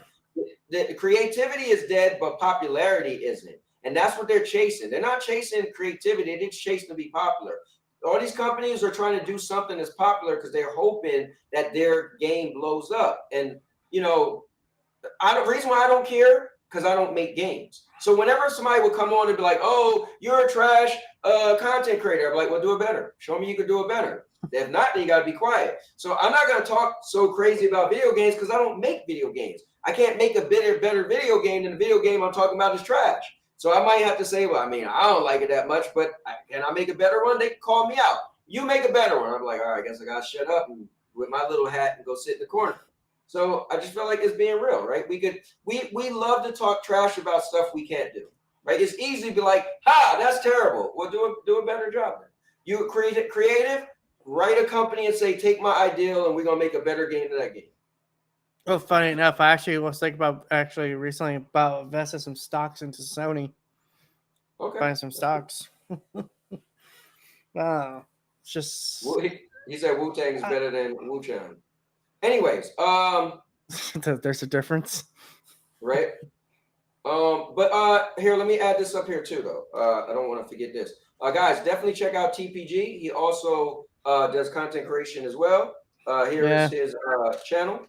TPJ, if you want, I know we're getting close to the end of the show, but definitely shout out your channel so the people. That's just that PlayStation Gamer, my most recent video. We're talking about stop killing games and why I think it's actually good for the game industry to kind of have some government oversight, because right now companies are getting, I guess the best way to put it, a little Wild West around here. So, yeah. And I also do Hell of a Boss reactions. If you guys don't know what Hell of a Boss is, it's an anime show made by VisiPop, who also did Has Been Hotel. Fantastic show. I'm gonna try to get back onto that some of that stuff. So, yeah, I'm just a nerd with a mouth and a microphone. All right, well, that's TPG. But TPG, I got a question. Yeah. I heard you. Hold on, TPG. I heard you say that people are getting out of hand, right? You said something like that. No, but then earlier I heard you say we're getting really crazy with censorship. But this is what I'm talking about. So one end you want something to be governed, then one end you don't. I mean, yeah, because it's a different scale. I want game developers to have there be some kind of mandatory requirement, like, okay, your game is online based. Okay, when you decide to shut this game down, there needs to either you give your players a refund or put it in like an eternal sunset mode where it's like this is the final state of the game, where just put it on the back burner, where it's no longer being worked on. It's on some server in Bangkok, far as we know. But players can still access it. Who's paying for that server? The developers. I mean, it just has to go into their cost. Nah, I'm sorry. Bro. That should be the consequence of making an online game. If you want to shut down this game, you need to, when you're making a game, kind of think about, down the road, like, hey, what happens when we decide to shut this thing down? So let me ask you this. You think you should pay $70 one time and get something for the rest of your life that's online? Yeah. I mean, that's your opinion. I'm just curious. All right, so let me close this poll. We ended up with 9 votes. Do microtransaction make games more fun? We got 22% says yes, and 78% says no. So let's end that poll. And also, let me take this time out. I'm gonna give the very last. Oh wait, FCAT. Any other thing before we? I'm getting ready to shut this thing down. No, really. Are you about to shut down? I mean, if you don't have nothing too much, I mean, Well, let me do this. Let me give the last. Let me give away the last membership. So I was giving away 5 memberships today. I might do it once a month. So.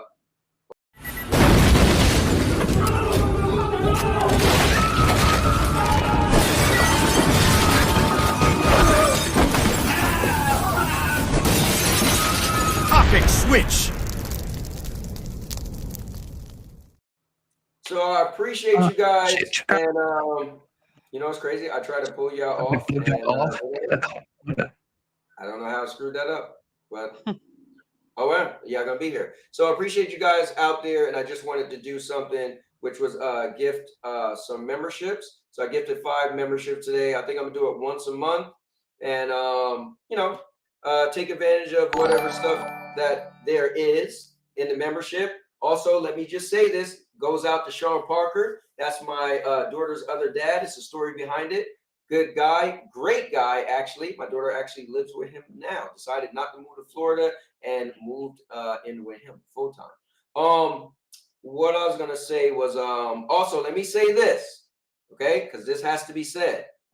Do not get a free month and forget to cancel and blame me. All right? So don't blame me if YouTube charges you for a second month. We're just gonna make that clear, right? So because that would not be my fault. Okay.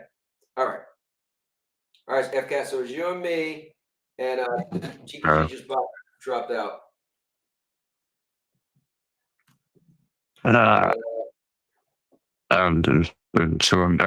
with the last game, I think it was been, yeah, man. It was cool. I mean, we covered what we covered.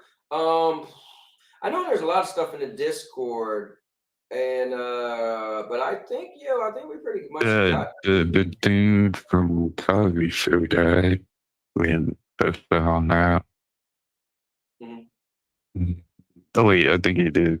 Did you? JD3MXP is in the building. I'm blaming you, brother. I'm blaming you, brother. Hey, don't blame me. I listen. I said it. But Not the Jamal Warner, yeah. yeah, we got on there. him. I know somebody else passed away. I don't know who the other person was though. Hold up. No, in my one chat. Yeah, about Robbie. Yeah. Who was Robbie? Robbie from City High. I don't know. Yeah, I don't know who Robbie is from City High. Okay, let me look him up real quick. Yeah, I tested. I played the stress test for that Killing Floor 3. Yeah, all I can really say it looks better than the second one. It's on EV5. Which game? You can tell it's EV5. Killing Floor 3. Do you know? No. So he apparently passed away at the age of 46. Grammy nominee singer died.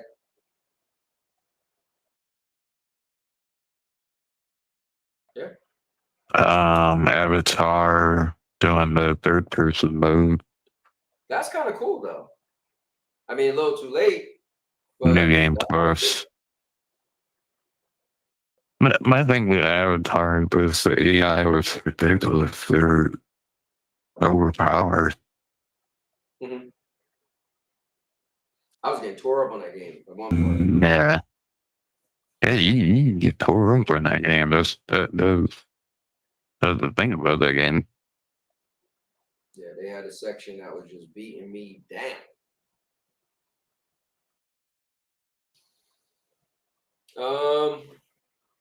That's all I got. Battlefield 6 apparently is the thing, and it's going to be each pretty soon. Yeah, we got Gamescom.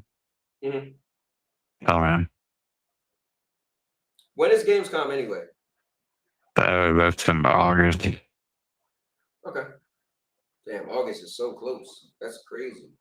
Look at this. Yeah, it's going to be pretty dry till Gamescom. Damn, August is next week. You know, the craziest thing about August, or about where I live at now, is now that I'm in the South. When I was in New Jersey, you'd be like, bro, I barely did anything for my summer. Summer's getting close. It was such a bummer when you're like, man, summer's about to end. But where I live at now, when I moved here, it was November 16th. I was walking around with no shirt on in November. So I feel like, dude, my summer ain't ending for a long time. And when it does end, it's going to end for like 2 months. So, sorry, I just had to get that out. Yeah. Pokemon Legends dropping. Oh, Pokemon Legends dropping. It was crazy for me is there's no games coming out that I'm actually looking forward to. Like, all there is the next Call of Duty. And that's pretty much it. I still didn't. I tried Hell is Those. I didn't like it. So I'm going to skip that one. But like, this year was pretty quiet. Now I was gonna say I do want to play this Naraka Blade Point, so I'm probably gonna play that today. I want to play Destiny. I don't care about Destiny. Like South of Midnight was like the highlight of this year for me. Okay. Was South of Midnight. I don't know what was the highlight. Doom was it was meh. Doom was meh. Doom definitely was not that cool. Let me see. Let me see something. So I'm curious, what game that I really like this year? Game of the year is down to very obscure and Death Stranding 2, Live Fiction. All right, here's my first impressions, right? So I just did Mind's Eye, Doom the Dark Ages, Art Raiders, Clear, Obscure. Oh, Split Fiction. Yeah, that was it for me. Split Fiction. So yeah, Split Fiction. I gave that a 9 out of 10 for my first impressions. And so yeah, this is cool because I do every single game. There's another marathon playtest happening. That's, you know what, we should have talked about that. That's actually kind of cool, man, because some people thought marathon was really done. So good for them. I mean, we'll see with the second playtest what they change. Mm-hmm. Is that going to be open or? No, it'll invite only. But considering the reception launch of Edge of Fate, I think the trust in Bungie is out the window right now. And I mean, it's gotten a little better from the last. A little bit more people are jumping on and playing. It's not. I don't think it's a lot. No wait, I didn't play it. No wait, yeah, that came out. That's funny. My brain is just like, did I even play that? But I'll mess around with it. And don't you have that friend that buys it and you can game share it? Yeah. Yeah, just do that and do the campaign. Do the new campaign. He said marathon might beat Concord's record. It might. Concord. That was the crazy thing that happened in gaming. All right, man. Well, I'm gonna go get something to eat. I actually went and got dinner from Wawa yesterday, and I didn't eat all of it, so that's cool. I'm gonna warm that up. Some macaroni and cheese, a jalapeno quesadilla, and their cornbread, which is good. So that's gonna be my dinner for tonight. Then we might start the final season of Squid Game. So that might be what we're gonna start watching. We just finished House of Dragons finally. Took me forever to watch 8 episodes, but it was really good. Oh, I don't know what did I watch? Brideheart with Okay. with that comedian girl. Mm-hmm. What's her name? Reba Wilson or whatever. Yeah, I fell off on those.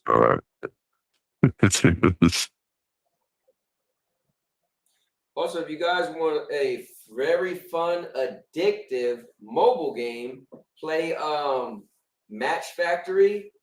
And I also just recently seen the real Ariel playing. They got a mobile puzzle Monster Hunter game, and I actually downloaded that, and that's actually kind of fun.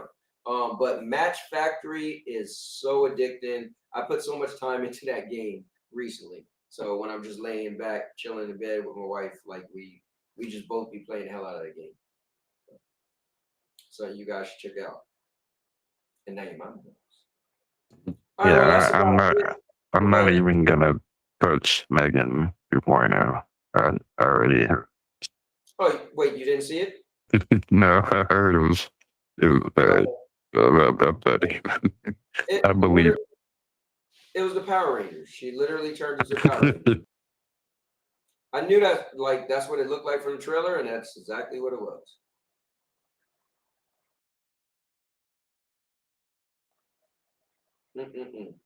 All right, I'm let me gonna get get out up. of here. I know you. I hope you ain't trying to stall me out for Purple to get in here, but all right, guys.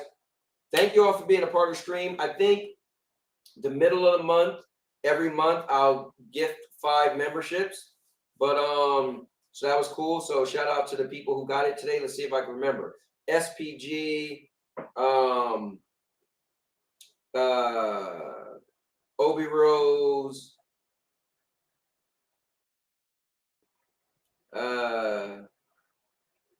dang. Oh, let me see. Let me. Come on. Wow, how come I can't remember? Let's see. Obi Rose, SPG, Ron got it. Last person was Sean Parker. Let's see. Oh, Lion. Let's see. Who was the very first one? Was that it? SPG, Lion, Obi Rose, Ron Slusher. SPG, Obi Rose, Lion, Ron Slusher. I feel like I counted. Should be one more.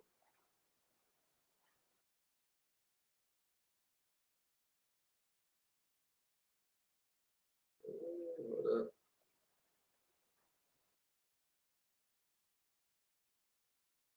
All right, so SPG was the first. Raffle. Lion was the second. Oh, Wilson ended up becoming a member on his own. But that doesn't count. Ron Slusher. Obi Rose. Sean Parker. Okay, there it is. So Ron, Obi, SPG. Oh, I just said it. I can't remember. Anyway, 5 people became a member. So yeah, I'll do it again next August around this time. Like the 21st is when I make money from YouTube. So I'll use that to go back in. I don't make money every month anymore because I don't do as much content as I used to. But yeah, that'd definitely be cool to do. So I think it was a good show. It was a lot of fun. We covered a lot. I do love when I cover a lot of non-gaming topics. I don't like it to be only gaming because I feel like there's more to talk about in the world. And I love to talk about a lot from movies to shows to the news to, just crazy stuff happening in the world. So I'm glad we definitely got to do a lot of other stuff. But with that being said, guys, thanks for being a part of the show. I'll see you in the next one. And with that being said, and now your mama knows. Oh, man. Too bad I can't turn and make the fire come up and blah, blah, blah. All right. See you guys next one. And you guys were just a part of Keeping It Real with the Cowboy. Let's go. I'll make you famous. Because I'm a cowboy! Oh, man.